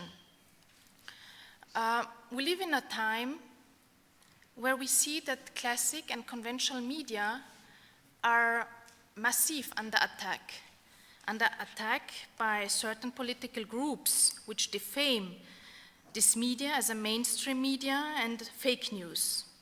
And furthermore, we have observed in the recent years that the refugee movement has been highly misused by right-wing, right-populist, and right-extreme political parties in increasing fear and insecurity among our societies. And also misusing this movement in destabilizing our societies. For example, in Austria, I mean, we had a lot of fake news spread around about refugees, saying, for example, that refugees get smartphones for free. And these political groups I'm talking about are right-wing and extreme right parties. And unfortunately, I have to say that they were very successful in their strategies. Just look at the outcome of the election results everywhere you see in our European member states. This is a development I can see in my home country. This is a development I can see in France with the Front National, in Hungary with the Fidesz party, in Germany with the AfD, or also in the UK with the Brexit movement. All those parties exploited this topic out of political strategy. And this is, at least as far as I'm concerned, the reason why in many countries it is already or nearly impossible to talk about migration on a fact-based level. Not only right-wing parties are using migration to polarize and to poison our societies. There is something we are observing everywhere, is that conservative parties, they have shifted to the right. They have taken over the political program concerning migration from right-wing parties. When it comes to the migration topic, I don't say that they should not tackle this topic, but the way they tackled the topic was in the same manner as right-wing parties used to do it for years. And I mean, to give you an example about my home country, we had election in autumn 2017, and we have 3 political parties who are big parties. We have the Conservative Party, we have the right-wing party, the so-called Freedom Party, and we have the Social Democratic Party. And can you imagine that the entire election campaign was dominated by the topic of migration? And we were used that only the right-wing party, the right populist party, is tackling this topic for 30 years in Austria. But what was new was that the Conservative Party did the same thing this time. And they were very similar. And it was not possible for the Social Democratic Party to focus on their key issues, question of health, pension system, labor, social justice. We tried to do it, but it was not possible to attract attention. This is what I wanted to say by these topics, because the migration topic dominated everything. And finally, the leader of the Conservative Party won, and he became chancellor. And what is the conclusion out of this election campaign? It was that for the first time in Austria, if you are xenophobic, and if you make a xenophobic electoral campaign, you don't win only, but you can become chancellor, and you can become representative of a government. And this was a break of a tradition we had for decades, that at somehow, as a responsible person, as a politically responsible person, you don't make a policy on the back of minorities, or by making a political program just tackling in a very negative sense minorities. And so it is not easy to, I mean, the conclusion was as well that you cannot either ignore this topic. So you have everyone as every political party is obliged to say, okay, this is a topic which many people in our society feel concerned, feel affected, so you have to talk about it. But the challenge is, how can you talk about it on a fact-based level? How can you talk about it on a rational level?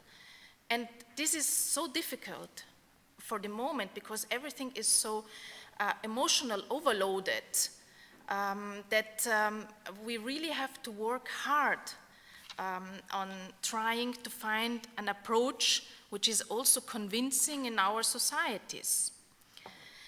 And I feel that one of the big problems was that we had a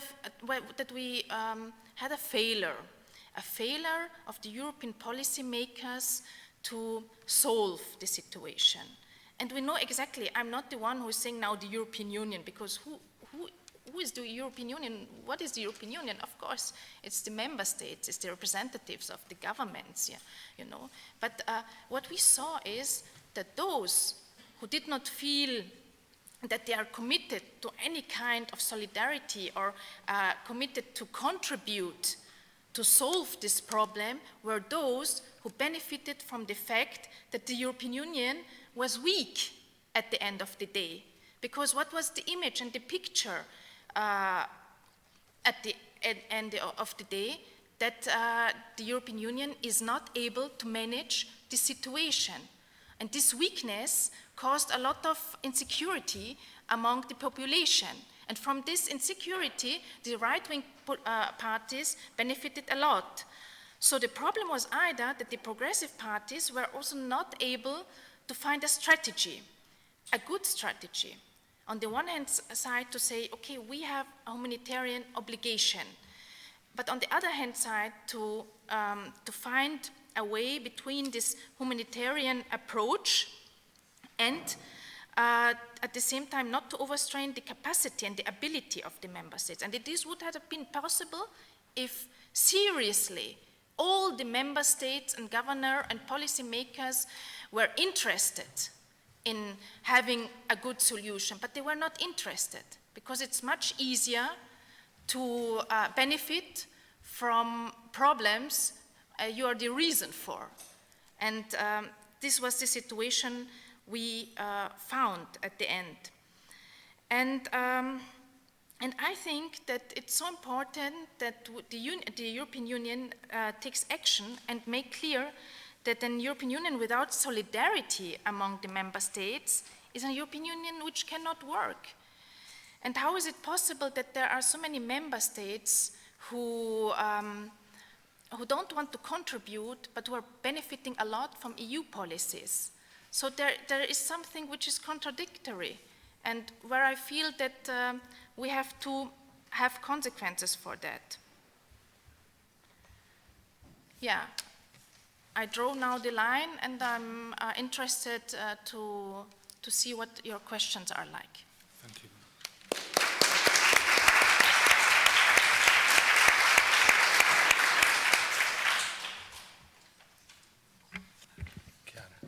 Thank you.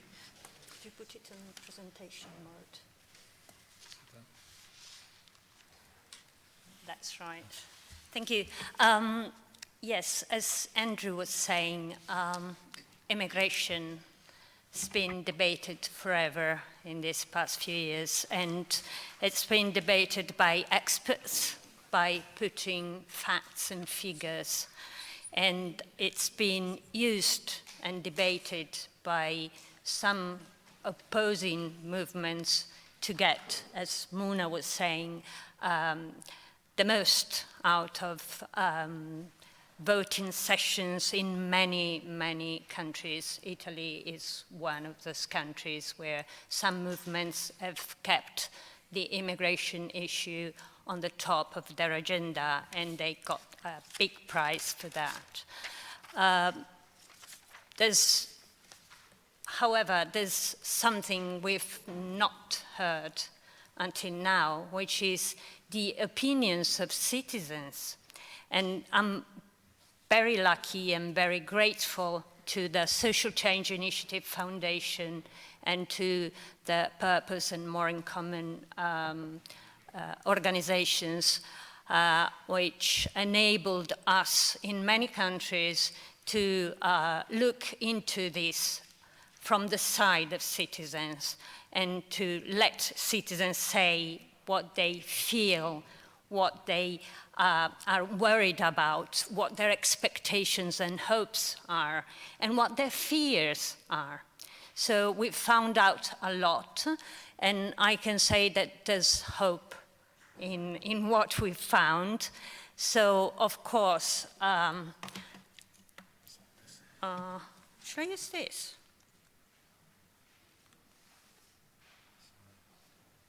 Does it work? That's it. Okay.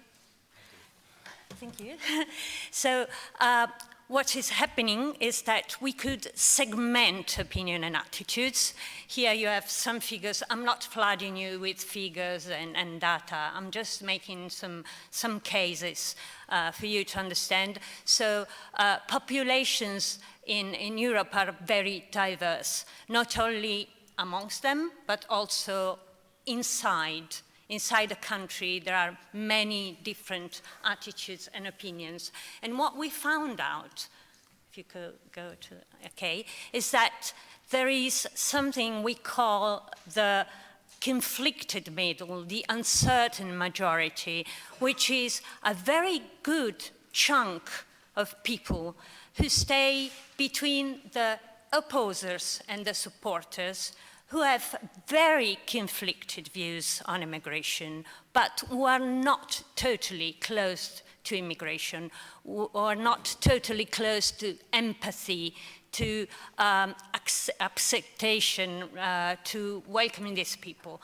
So I will make a couple of examples of two segments we found out and to whom we have talked for a long time using focus groups and interviews to go into their attitudes. So, okay, thank you. So one of these segments is what we call the left behind.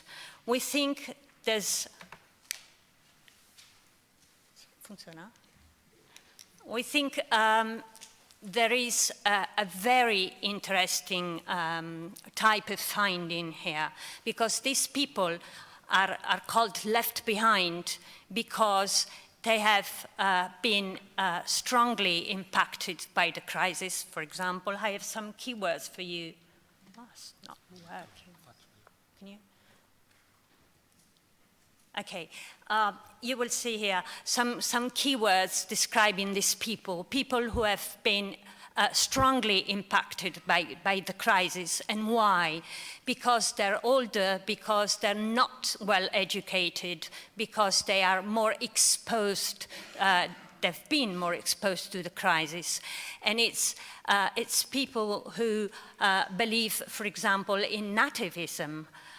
They have a sort of nostalgic view of a very good, very well-off past, and are now stuck between this beautiful past and a very uncertain future.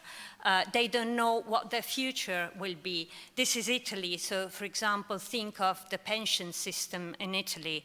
I mean, I'm almost 60. I've just found out that I'll get my pension in 13 years. Oh my God. So it means something, and maybe it's not worrying for me, which I do. I talk, and my job is talking and chatting with people and finding interesting things around. Think of people who work in manufacturing plants or who work in farms. Being able to get a pension when you're 70 or 75 or 80 is an awful perspective.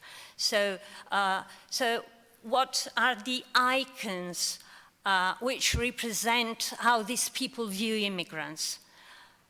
These are the icons. It's masses, it's invaders, it's competitors for jobs. It's people coming here to rob us from our jobs. Or there's some empathy toward refugees, but there, again, there's, it should? Great. There, with refugees, for example, there's a very, very interesting attitude in this group, because they say, okay, this is people fleeing war. I can identify myself with someone fleeing war, fleeing some kind of plight, but if they come, they should be grateful, humble, and they should be compliant with our rules. One of the keywords for this group is rules. So we have rules, we have a lifestyle, we have a way of living. You should not integrate, but being assimilated. You should be one of us. You should forget your roots and just become an Italian. But anyway, you will never be an Italian, a real Italian, because to be Italian, you have to be born here, to have Italian parents, Italian roots, language, and traditions, and food, and whatever. So that's very, very interesting. And being us social researchers, but also pollsters, we looked into how they voted. Yes, it worked. Yeah. needed just some encouragement. And so they made the fortunes of those movements here in Italy who had immigration on top of their agenda. So that's how. The other group, I'll go very quickly. This is what we call disengaged moderates. They are on the opposite spectrum of age, young people, very educated or still in education. They're not looking back because they're young, they're looking forward. So they're not nostalgic, but they're hopeless. They don't see any future. There's a positive side to this because when they talk about immigrants, they see immigrants as their peers. Someone who's moving away from his home country to look for opportunities, to look for a better future. So they could potentially be moved towards the immigrant cause. But why are they disengaged? Because they are too much self-centered, too much involved in building their own future with nobody helping them. And in Italy is a very good example of this. Italian politics have been working for the old people like me forever. This is not a country for the youth. This is a country. This is an aging country. And the myopic view of our governments has been to invest into old people, keeping old people into jobs. I'll be there forever. The young people in my team are not going to have any career because I'm not moving out. I'm not making room for them. And this is a scandal, but there's no plan for the youth. So how do they see immigrants as their peers, as someone who's part of a movement which is something which has been going on forever? These are educated people. I was talking to Andrew this morning. In the groups, someone said, oh, it's like the Roman Empire. They had barbarians coming in, and that's immigration. And that was the fortune of Europe, because people got mixed up and the culture was flourishing in the end. So we should not oppose immigration. We should accept immigration as some kind of historical pillar. And then they move around, and then they struggle. We call them jugglers because they struggle to keep all the bits and pieces of their lives together. So they try to balance life with a job, maybe an underpaid job, or a temporary job. That's very, very popular in Italy now, all these temporary jobs and internships and whatever you call them. And the interesting thing is that these people didn't vote. For these people, political involvement is not part of their identity. Politics are not part of their identity. And this is a shame, because these people are the future leading class of our country. And Can we conclude with this? yeah, sure.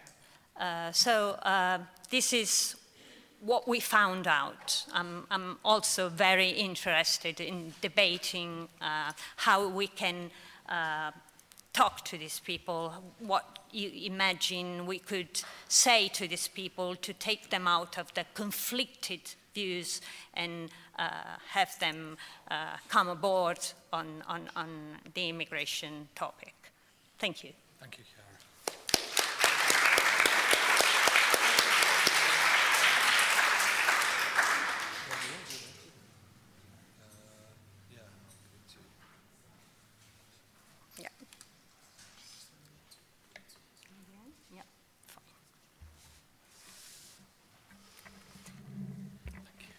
Okay, well, firstly, let me say thank you very much for the opportunity to speak here today. My name is James Dennison. I'm a research fellow at the Migration Policy Center. and I lead the Observatory of Public Attitudes to Migration, as Andrew already said.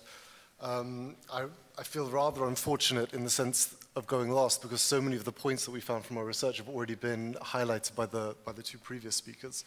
But I'll try and just give an overview of some of our findings over the last year, looking at pan-European attitudes to immigration and how they're formed, and the general patterns of change in Europe on those attitudes. So perhaps the most common misconception amongst journalists, amongst policymakers, amongst academics in Europe is that attitudes are becoming more negative. And scholars of political attitudes, of electoral behavior, know that attitudes are actually highly stubborn. And if we look at attitudes to immigration in Europe, we can see that that is indeed the case. So this is from the Eurobarometer. This is across all 28 European Union countries.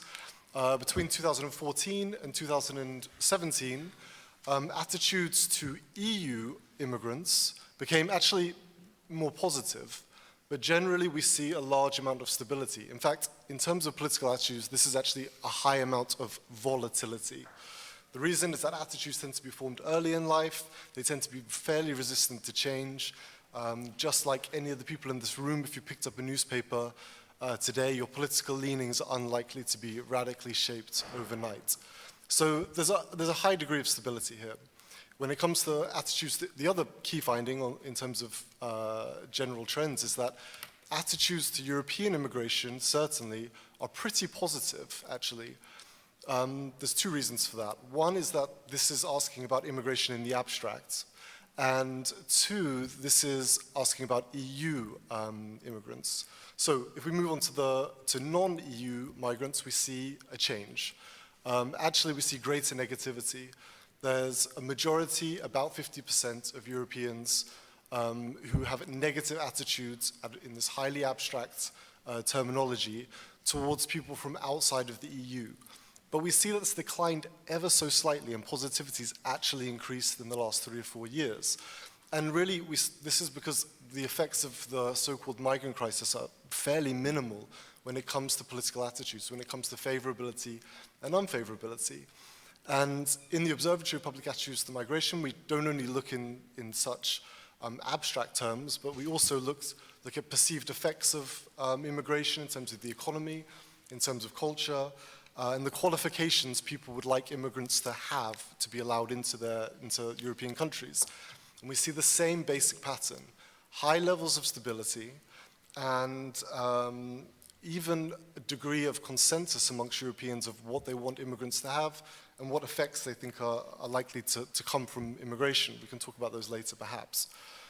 All of this stability, all of this so-called stubbornness seems rather counterintuitive and unlikely when we think about the radical changes in European politics certainly in the last 3 or 4 years, particularly in terms of the rise of the populist radical right, as has already been discussed. So how can we possibly explain that? One of the main reasons, which actually Muna has actually talked about already, is salience or importance, or how the most pressing issues for what people think are affecting their countries. This is a slightly longer time period, back to 2012. This is the percentage of people saying immigration is one of the most important issues affecting their country. And here we see large volatility.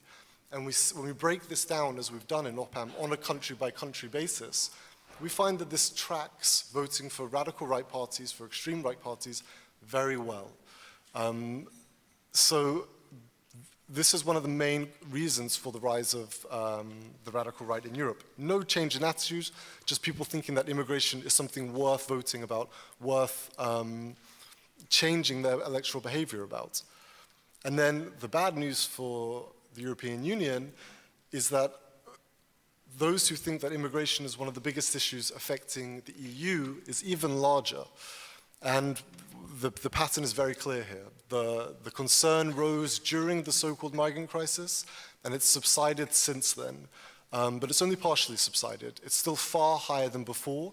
So immigration's ability to reshape the party systems of Europe seems like it's going to stick around.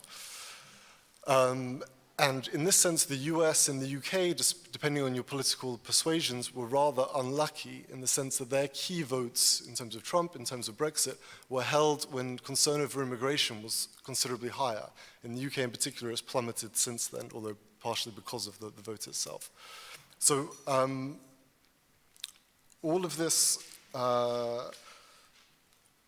what does this tell us about EU policy? What does this tell us about how these attitudes are formed?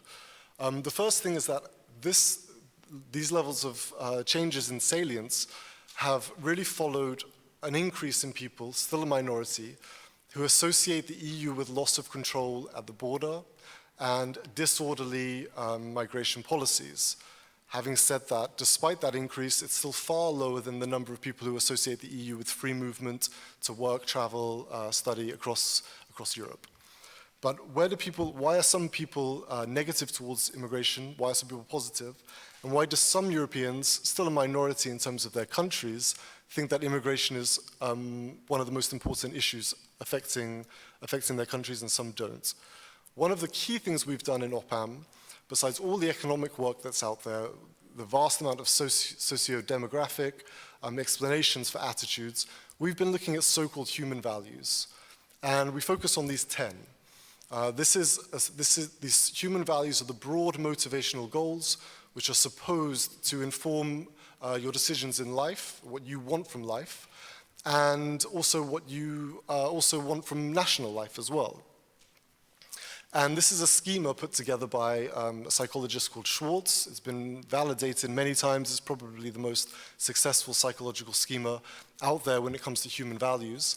And we can see there's 4 values of the 10 which he identified, which really make a difference to attitudes to immigration.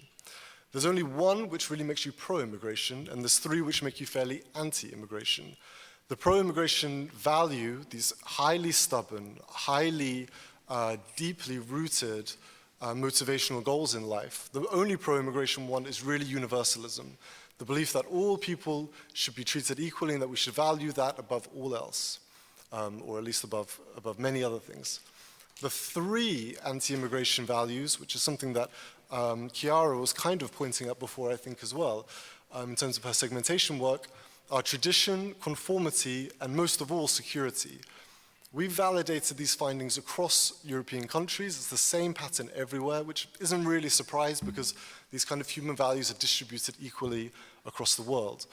What this all means in terms of immigration is, from my perspective, is that whether one wants a homogeneous society, which was of course the goal for European countries for many centuries, whether one wants that or not is not so much a fact-based argument. It's actually much more a value-based argument. If you believe in conformity, you want homogeneity. If you believe in universalism, then you celebrate diversity, let's say.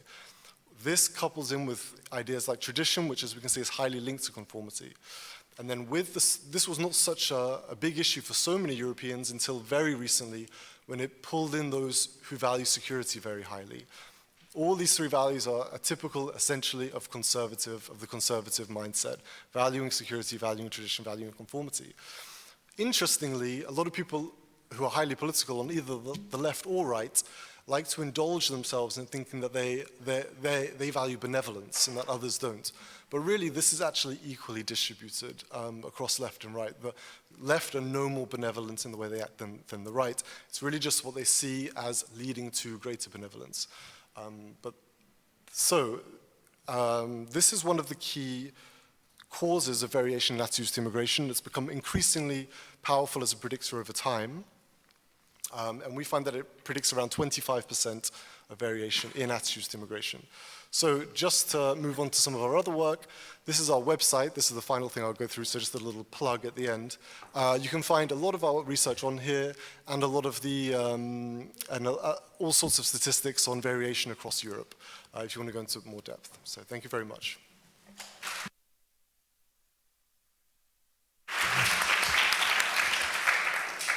Thank you, James. As with all the panels, we're very lucky to have discussants from amongst the EUI research community. Doesn't normally make that kind of reaction for me. Sorry about that. But maybe if we could ask them to put their questions now. Perhaps start with you, Eleonora, if you'd like to do that. If there's a microphone, I think, so you could introduce yourself as well. Yeah, so thank you very much. Thank you, Andrew. Thank you to our panelists. My name is Eleonora, and I'm a second-year PhD student here at the UI in the SPS department. So I found all your presentations and your inputs very interesting and stimulating, and I maybe wanted to ask you of something slightly different that you didn't touch upon. So what we can actually do to change attitudes towards migration, and in particular the attitudes of those that you defined as the anxious middle or the conflicted middle. So it seems to me that civil society organizations in particular might have a key role in somehow narrowing the perceived distance between refugees, newcomers, and let's say host societies. And they can do that by creating opportunities of exchange and encounter between them. And so one way, of course, there are many such bottom-up initiatives. One example that is particularly close to us is the UI refugee initiative here, and the aim is exactly trying to promote contact between refugees, migrants, and our own small population. So my question to you is, who do you think that is actually willing to engage in these initiatives? Because we might run into the problem that in initiatives which come from liberal civil society organizations are likely to be limited to those who are willing to engage with them and who are likely to be already somehow convinced. And supportive of them. So I wanted to ask you if you think that that's the case, then what are the limits of this strategy to address the conflicted middle? And how can we overcome this problem, let's say? And another related question that I have is whether you think that refugees and migrants have or should have any active role in addressing the concerns of the conflicted middle. And so do you think that they can make actually a difference in changing attitudes towards them? And how do you think that we can actually bring them more into the media, in particular as active agents and not just passive beneficiaries of the reception process, integration process? Thank you very much.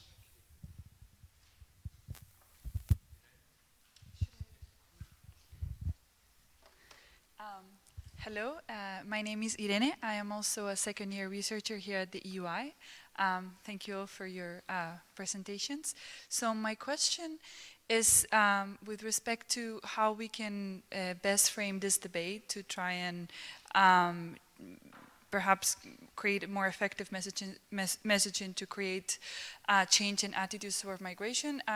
This idea of solidarity, I've been thinking a lot about it, and I sometimes feel that it is much harder to get people to care about being, solidarity, or perhaps even some people may say it's not their job to do that. So perhaps if we start putting back into the conversations ideas of responsibility and justice, especially with respect to climate change and how some people may just have to leave certain areas, with respect to wars in which we may have had something to do in terms of funding for those arms, and also with respect, for example, to commercial interests. I can give the example of Senegal, where the EU is actually fishing in some areas where fishermen are running out of jobs, and they are coming to my country, Spain or Italy, and we barely talk about that.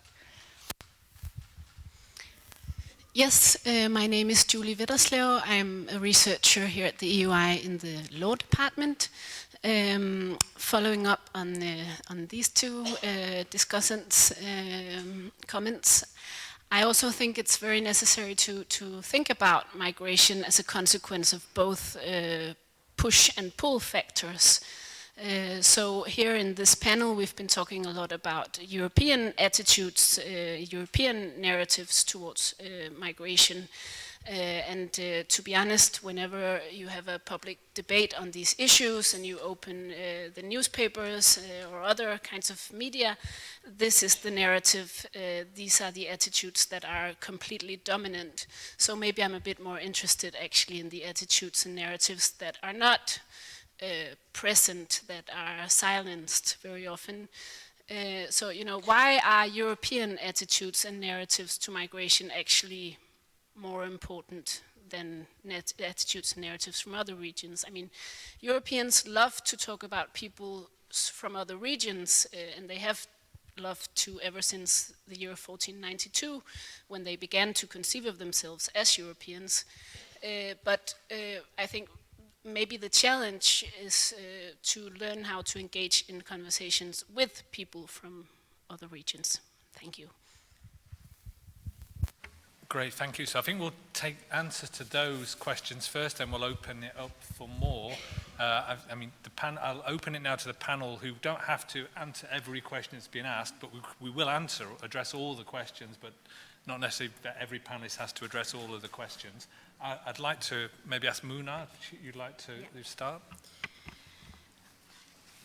I mean, we have to ask ourselves, why are the narratives as they are, and why are they shaped like this in our societies, in order to be able to change these narratives. And I think there are several and different pillars. I feel that there is the narrative shaped by media, as well also by social media. I mean, what we have in Austria, for example, is a strong cooperation between boulevard media and right-wing parties. So the mixing up, or the mixture between migration and criminality, is something which you can read daily in Austrian newspapers. And it's not by coincidence that right populist parties share, for example, these articles, because we should not forget as well the role of social media in our societies. Right extreme parties have the most followers in social media, like the AfD in Germany, like the Freedom Party, now it's the Conservative Party. They have the most followers, and I mean, there is this alliance, you know, and when you do that for years, and when you have right-wing parties which are established, not for some years, they are established for 30 years, I mean, and they shape a lot. They manage to shape the narrative. But what is the solution? What can be our answer? First of all, I feel that the answer is trying to have own media channels, trying to create new media channels. I feel that there is this strong necessity, but I don't want to limit it only to media. I feel that also the progressive parties, they need to have a better strategy. This is what we are lacking. And the third thing is that Europe has to be stronger. Europe has to act in a stronger manner, I feel. If there are countries in our union which are not willing to cooperate, there has to be consequences. It's not just. Europe is based on the value of solidarity. It's not possible that there are countries benefiting financially by the European Union and they are not willing to cooperate when it comes to the value of solidarity. So I'm a person who is in favor of clear consequences. And the fourth thing is that I feel, and I think this is what you have tackled, is we have to look out of Europe, you know. We are just always in our small little world, and we are not willing to understand what are the reasons and causes for people leaving their countries. And we have a lack of international perspective. We have a lack of international solidarity in our world.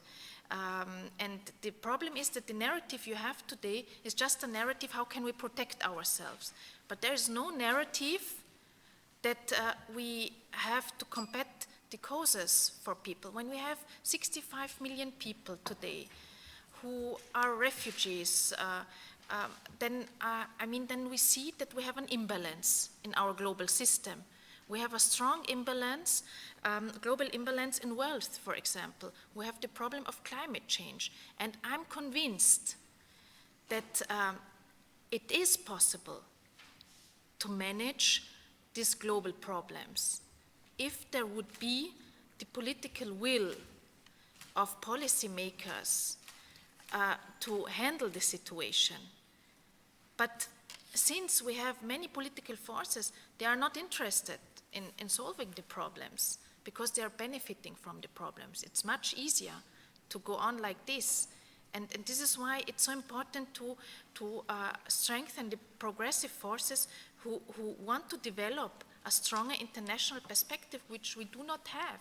We do not have a real international perspective saying, how can we tackle the global problems we are facing today, which are at the cause of migration and people who are fleeing their countries. And I think there's several pillars where we have to work on. Thank you.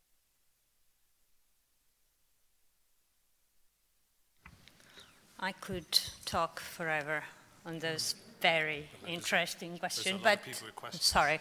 So I'll take a mix of the first and last question, if I may. I would say that the answer is came from the left behind focus groups. They told us, why should we worry about these people when we are in the same situation? And talking of those who are showing solidarity, they said, these people show solidarity because they do not know what problems are. They can afford to be sympathetic because they're rich, because they have no worries, because they have no kids to put in the world and so on. So I think policies needs to be enforced to take these people out of their worries in different ways. So you've seen two segments. There's another one who was more worried about security. So we need to make inequality the real issue. So once we've fought inequality, then we can talk to these people hoping that they will be listening to us. But until they're hopeless themselves, why should they be empathic with other poor people? I mean, there's nothing there for them to be empathic with someone they need to share their poverty with. That's very, very rational, I think, and it's very true. So, and about listening to other voices, yes, our dream is, for example, to talk to immigrants and to talk to other countries outside Europe to understand what their attitudes and values and opinions are, and to put this all together in a bigger scenario. Because yes, I know that your initiative is a very nice one, but it falls onto fertile terrain because it's people who are already sensitive to this. Try and take this to downtown Florence, where old ladies go and scrounge leftovers in open-air markets and see what they say. Right? Thank you, Chiara. And James, to respond briefly, and then we can open the discussion. Yeah, really, really interesting comments, which to some extent I agree on. On Eleonora's point, and Irene's as well, perhaps, the first thing I'd say is that when communicating about immigration, one of the biggest problems in Europe, I think, is the way in which immigration is used as a singular term. when Europeans actually, we increasingly see, are quite able to differentiate between different types of immigration, and they have highly different preferences according to the type of immigration, the type of immigrant, and the type of all sorts of other things as well. So I think moving away in academia as well, in survey research, or whatever, moving away from immigration as a singular unit of analysis would be advantageous. Then on what type of arguments, I would say value-based arguments. Celebrating diversity is not going to work because that's going towards universalism. Talking about conformity, talking about tradition, which is possible, all that we have in common, that kind of thing, is likely to be better. But rather than reframing things, rather than trying to convince people, the best argument is based on reality and fundamentals. And the fact is there is disorder on Europeans, on the borders of Europe, and it's costing many lives, and no, I don't think anyone could possibly favor that. The conservative response is then get order, immediately impose order. The progressive response has been far more, we need to empathize with these people and bring them over to Europe. This is, so there's variation there. And this really, so anyway, I think argument based on reality and fundamentals is likely to be the most effective. I think Julie made such a good point on looking at, always talking about Europe, European attitudes, and basing things on Europe. We know that there's a vast amount of pro and anti-immigration politics across the world. Some of the strongest anti-immigration movements are in South Korea, Japan, Botswana, even parts of South America, South Africa. So the idea that this is a European problem and that there aren't lessons to learn from elsewhere, I think is likely to be false. Hands in the air, so I'll try and, the gentleman here, then Lila and the lady next. I'm going to take in groups of three. I will get, and could we take this as a kind of a quick fire questions, so try and pose them as questions and we can get everybody. There's a microphone. If you could introduce yourself as well, that would be good, please. My name is Paddy Smith. I'm a journalist based in Brussels. I'm spending a bit of time at the moment reporting on attempts to reform the Dublin regulation in particular, and it seems to me that if you like, the core of that argument is all about mandatory quotas, and I just wondered, which is an expression of solidarity in a very concrete way, I wondered whether or not you have surveyed attitudes to mandatory quotas and what that reflects. Evidence to people, evidence on mandatory quotas. Lila, over here.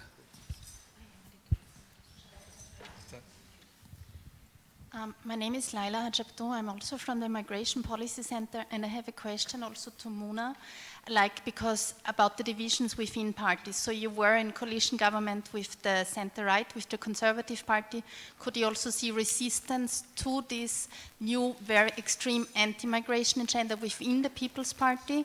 And also wanted to ask about divisions within the social democracy, which there are also elements anti-migrant, pro-migrant, how you see this challenge.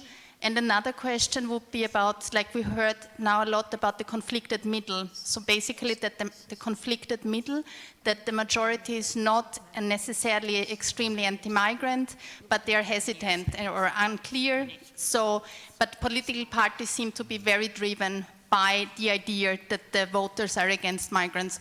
So how is this issue of public opinion debated within political parties from your point of view? And then Lila, could you over to the lady? Thank you very much. My name is Jana Hainsworth. I'm Secretary General of Eurochild, which is a children's rights network, but also President of Social Platform based in Brussels. Actually, my comment refers to what James just said about the diagram, because I was very interested in the way that the values, and my thinking is that we need to have political leadership around shifting values towards the universalism dimension, because my fear is that a lot of what we try to do in politics is to adopt and buy into existing prejudices and the values that you say the majority are contrary to. And I think that we often get caught up in that, and therefore we're not providing that political leadership, which I think if you go back into core values, which I'm very inspired by President Higgins coming out of that fantastic intervention, if we're really challenging what EU stands for, what European values stand for, then that's all about the universalism. And that was also, I think we haven't touched about education. And the thinking, you know, you're talking about focus groups with existing elderly people. I mean, we need to focus on the young. We need to focus on young people and bringing diversity and the values of diversity and universal values back into our education systems. Thank you. So we'll respond to those three before moving to a second round. I think as Harry, the question was a factual question about the availability of survey data on mandatory relocation. And I consulted quickly with Chiara and James, and not so far as we're aware. So unless anybody in the audience knows better about survey data on mandatory relocation, perhaps they could help. I think that there is some, but I just meant that we haven't done all. Oh, okay. And this maybe conflicts with perceptions. People in focus groups were saying, oh yes, refugees, we will take them, but I've never seen a Syrian in Italy.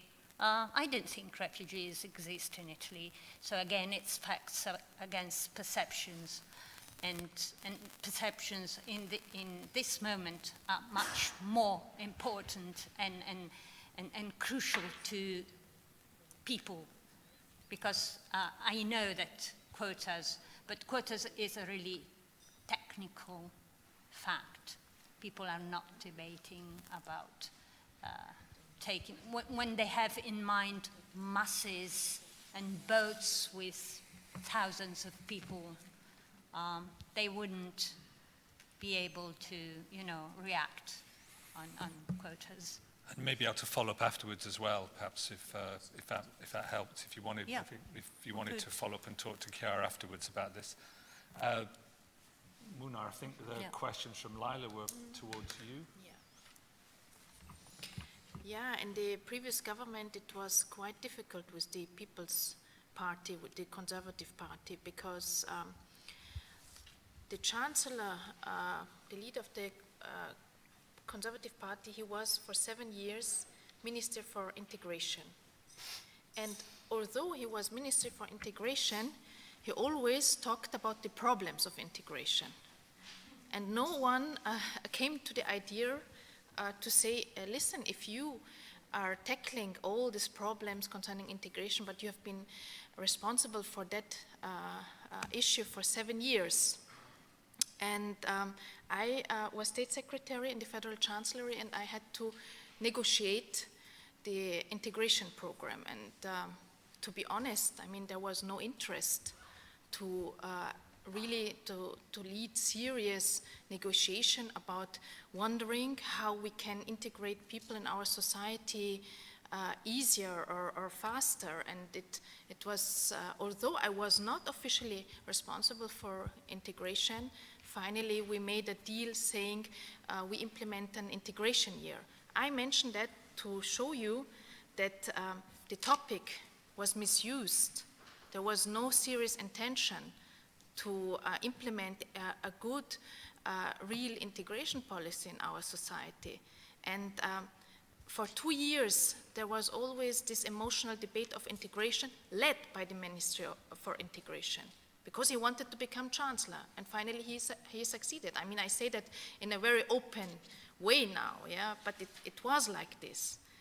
It was every day there was a topic about this migrant did this migrant did that, they have to accept our values, and so on. So I felt that it was very led in an emotional manner, and finally all the outcomes of the measures which were set were symbolic, but there was not a real fundamental approach, and this was always the discussion and the political fight we had, because we said we want to make a real integration policies, and the Conservative, they were more on the symbolic level. Among the Social Democratic Party, because and the Conservative Party, you asked me how was the internal discussion. I felt that the Conservative Party was quite there was not so much discussion inside the Conservative Party because there was a Entdemokratisierung. So I don't know, it was not, there was an approach to centralize the power inside the Conservative Party. So it was not really allowed to have this kind of debate inside the Conservative Party. While in the Social Democratic Party, there was a huge wave of solidarity in 2015 by many Social Democratic members, activists, and so on. And at the topic when we had this shift to the right in the public opinion, it polarized a lot, the Social Democratic Party. So it has always been, I don't know how it is in the other Social Democratic Party in Europe, but it is a topic which is not consensual in my party. It is more controversial. And the Conservative Party and the right-wing party, always knowing that, they always tried to put that much more on a level because they knew that they can enforce this polarization inside also the progressive forces. So it was not easy at all to find a common line inside the Social Democratic Party. And you asked me as well if I feel that really the majority of the population is anti-migration. Was this the question?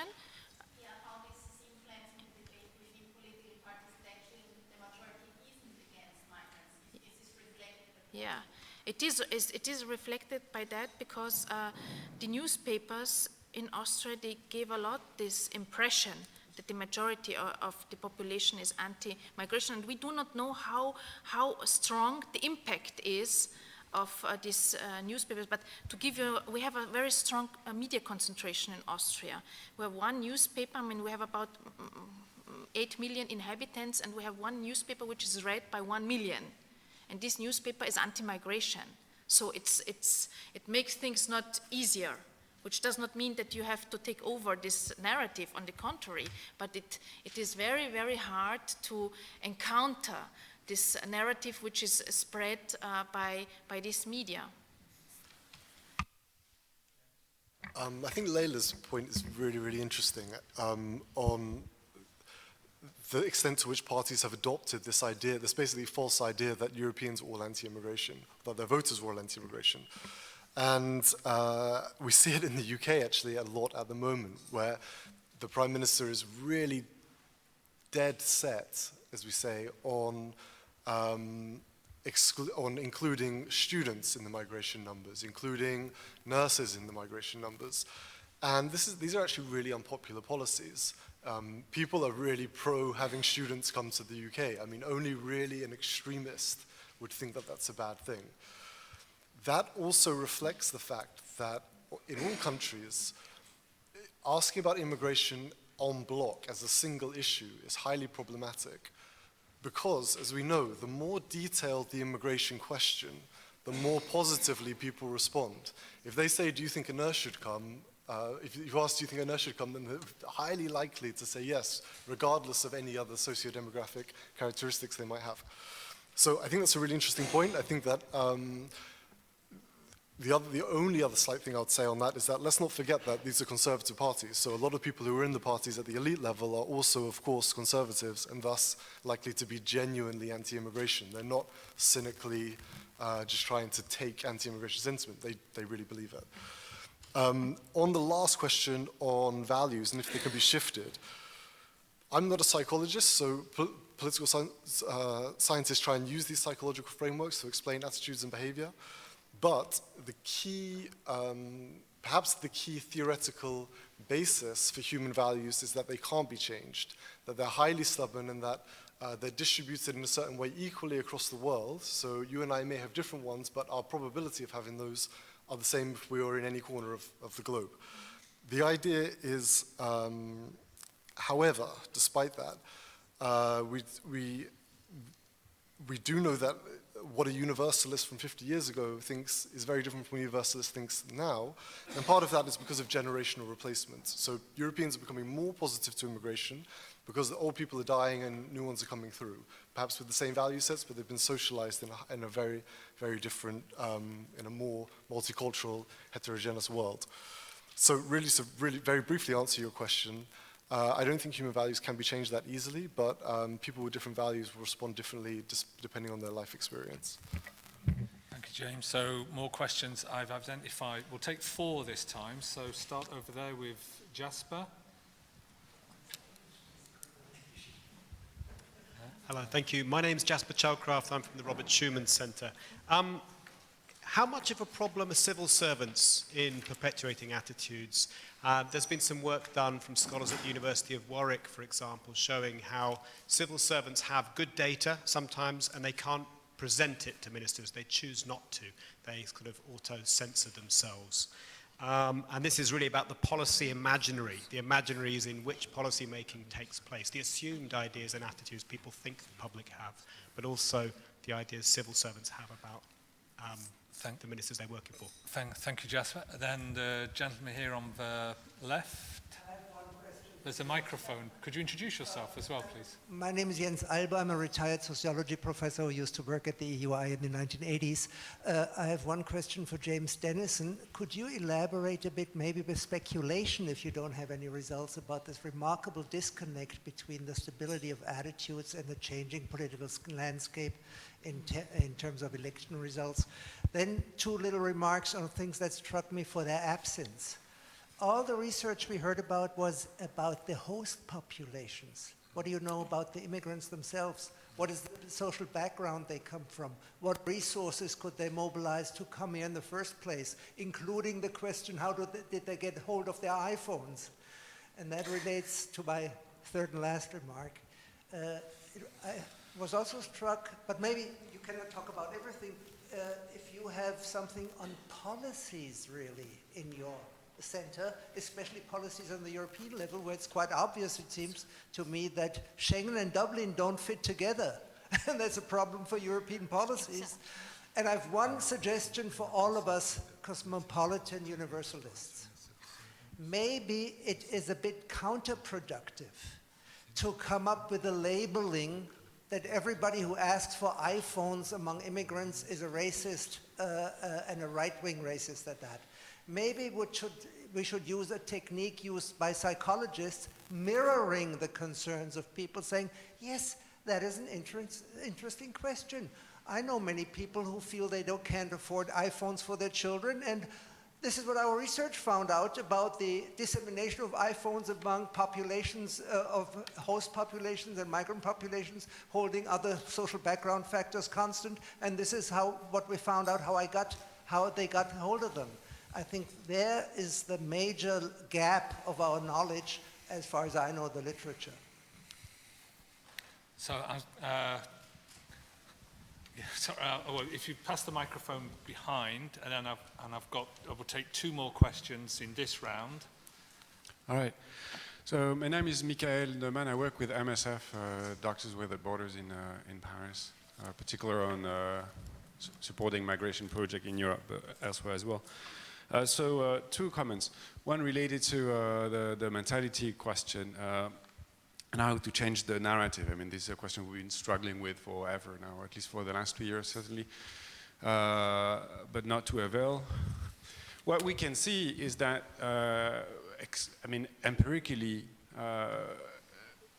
small groups of population who have been actually hosting migrants community through internal relocation processes in France, because I'm going to talk about France mostly,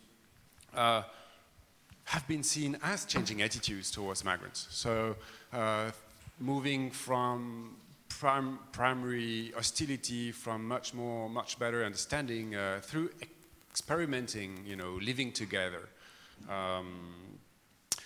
When those relocation projects were accompanied by political discourses at the local level that was also benevolent. So the combination of the 2 has, I'd say, performed something, I think. Second comment, probably a bit more pessimistic, talking about the Progressive Party or even the radical left. Again, referring to France for a moment, we see how France right now is confronted with a number of like social struggles and strikes and everything. What is very, very striking is that the left parties have totally abandoned the migration struggle. It's not there anymore. It's not on the platform of any of those progressive parties you were talking about, Muna, earlier. Certainly not from the Socialist Party, who was totally disappeared after Hollande presidency. But if you take the more radical left, sovereignist, nationalist, Mélenchon party, for instance, it's nowhere. I mean, they don't build, or they don't manufacture immigration platform as something important. So the whole opposition to Macron's politics right now is reduced to social struggle, protection of national services, public services, but there is nothing about migration, and that is totally left again to local groups, civil society, and local municipalities. It was discussed at the earlier forum. Thank you. But those are, I mean, we could probably open another seminar about all those great questions, and there are other people who do want to ask questions, and we have 10 minutes. So I'd like to ask the panelists to respond, but briefly, so that I can then go to more people who want to comment. So if you could keep your response really to a minute. Oh yeah, then you're in the next round. Sorry, just it's not really a question, just comment. Okay, well if it could be in relation to previous points, yeah. I'm Professor Talani from King's College and at the moment at Harvard. So it's about relocation. You were asking that. Just to put it in perspective a bit, the relocation resettlements in Europe at the minute, the legal ones, have been 22,000 refugees. So it's really small. No, but this is attitudes to that relocation. Yeah. I know, but you were asking before about available at UNHCR and are available with the European Commission, just to give you an idea. This negative attitude is not really justified because the numbers are really tiny. In the case of relocation in Europe, it's just 22,000 overall, including from Turkey and everywhere else, Jordan, Lebanon. So, and considering that only in Lebanon there are 2 million refugees, that is the level of relocation that we're talking about. Just to give this comment. Thank you. So ask people very briefly, and then we should be able to get a final round of questions in. If Muna, would you like to start? Yeah, your impression is that the progressive parties, they abandoned this migration topic, and this is as well a little bit my feeling and my impression that sometimes they try to avoid this topic because they feel whenever this topic comes up, they have inside their parties 25 different political opinions, and because it's not such a unified position, like, for example, a clear position like in a right party, but it's not the right approach to say we don't talk about it, it's better, otherwise we will have conflict in the parties and too many fractions and so on. Especially, for example, my political party in Austria is a party which is very broad, because we don't have a radical left party in Austria. So we are combining from the left until the middle a little bit, and so it's a very, very huge party. And on that topic, it's not easy to find a consensus. And this is why many parties are obliged to try to find compromises on this topic. And I feel that the approach has to be that we have to tackle this topic. You cannot anymore ignore and leave this topic to the others. But the problem is that social democratic parties, they make sometimes the mistake to copy the discourse of the right parties. And they feel, okay, if you overtake maybe this discourse, this is somehow the public opinion, which is not the public opinion, and which makes things much more complicated. I feel that you have to try to develop a line which is a clear line, which is fact-based, and which is not a copy of this so-called mainstream public opinion which is produced by the media. But it's a really big challenge for progressive parties. I have to admit that. I'll briefly tackle the data on immigrants' opinion and attitudes. That would be a dream for us social researchers. I answer with a question: why do you think nobody is interested in funding research to ask these people about their dreams, expectations, attitudes? I've been touring Italy proposing this to institutions we thought, for example, that young immigrant mums would be ideal for this, because they were going to give birth, or they had just given birth to someone who was going to be a future Italian citizen.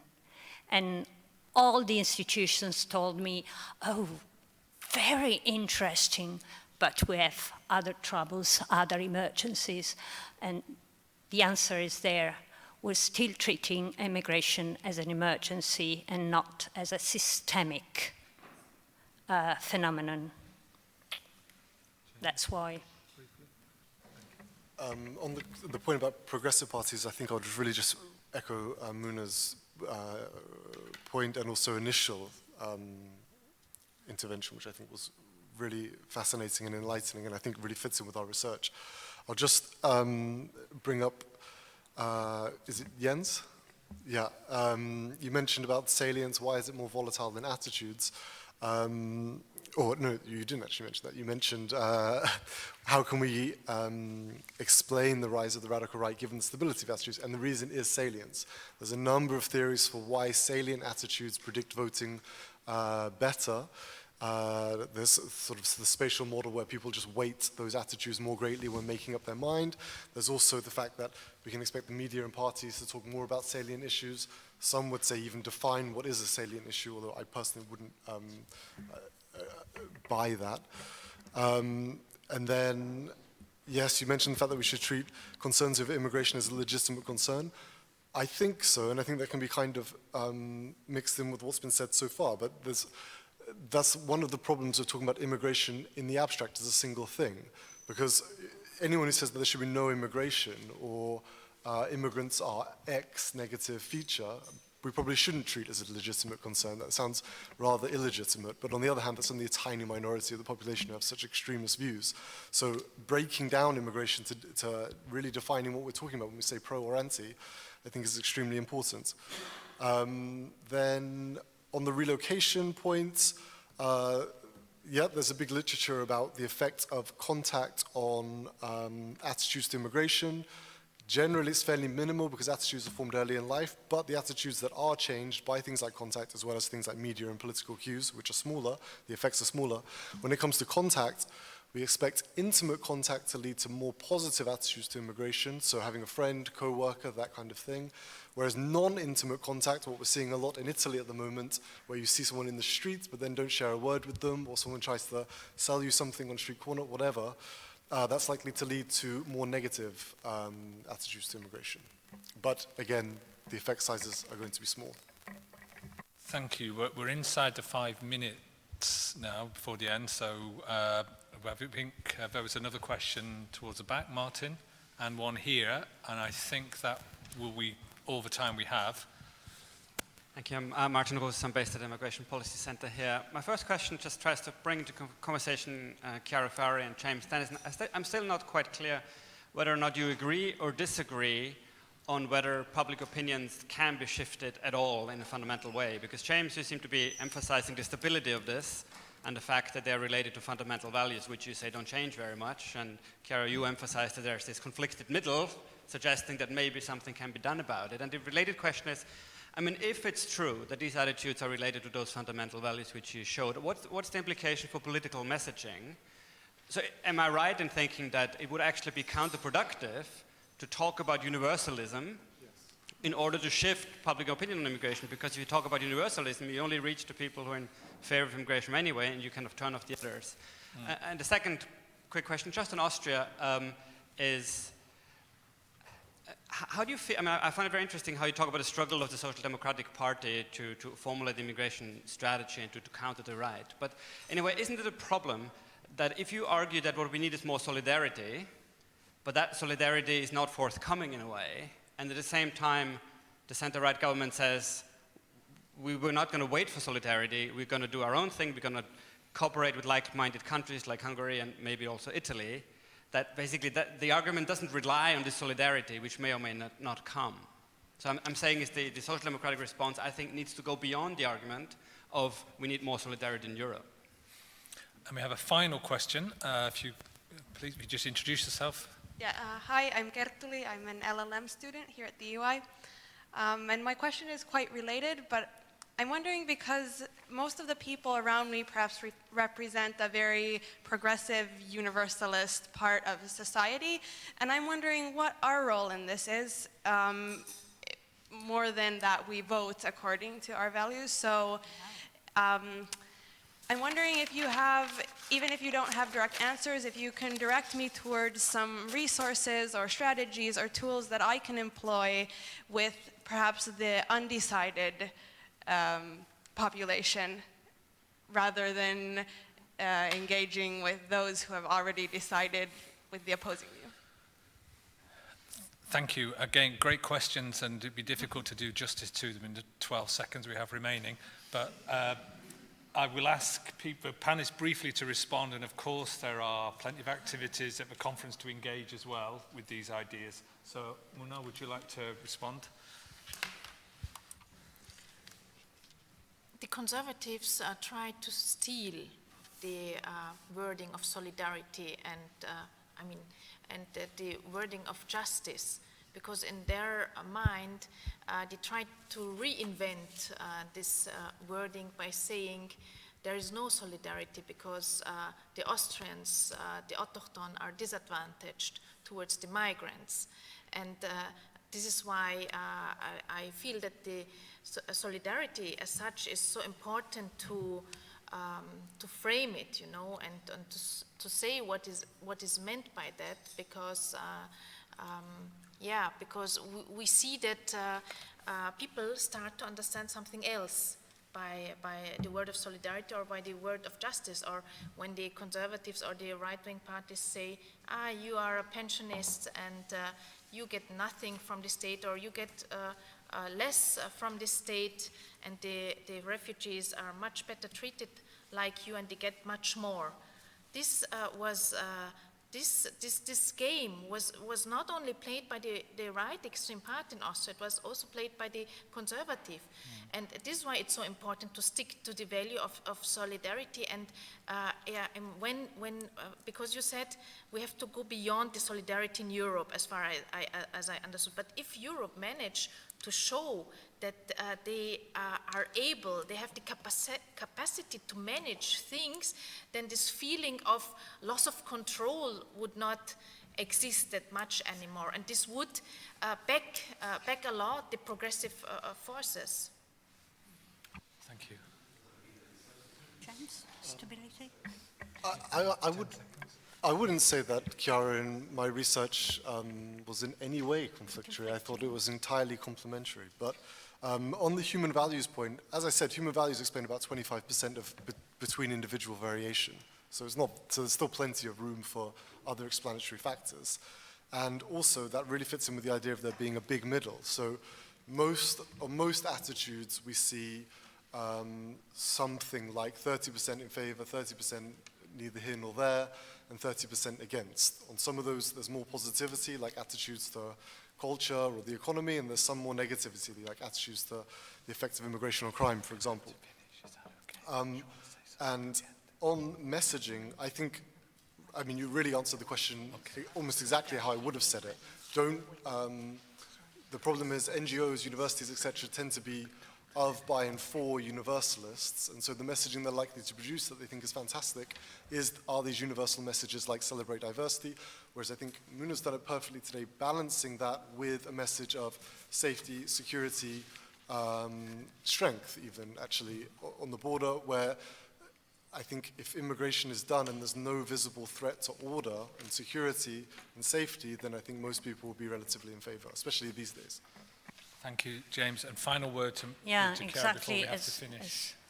As I was saying, solidarity, empathy, sympathy are present in the discourse of this conflicted middle. Worries are like a cloud over this. We need to disperse the cloud and take solidarity, empathy, sympathy on the surface.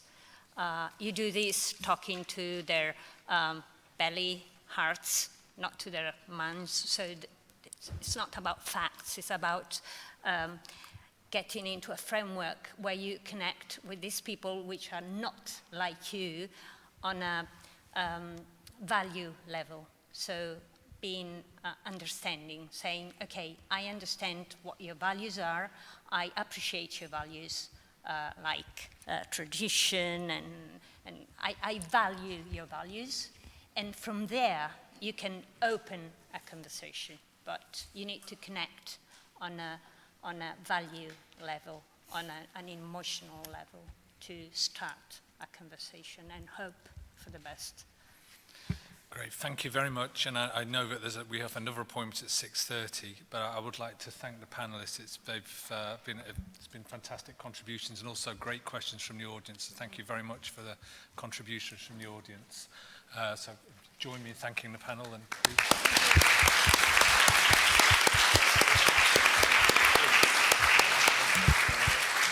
excuse me, may I have your attention, please? This is the end of the sessions here in the Teatro. In a couple of minutes, at 6:30, there will be the conversation between the Portuguese president, Marcelo Rebelo de Sousa, and Tony Barber of the Financial Times in Refettorio, and it will be live streamed here. You don't hear me.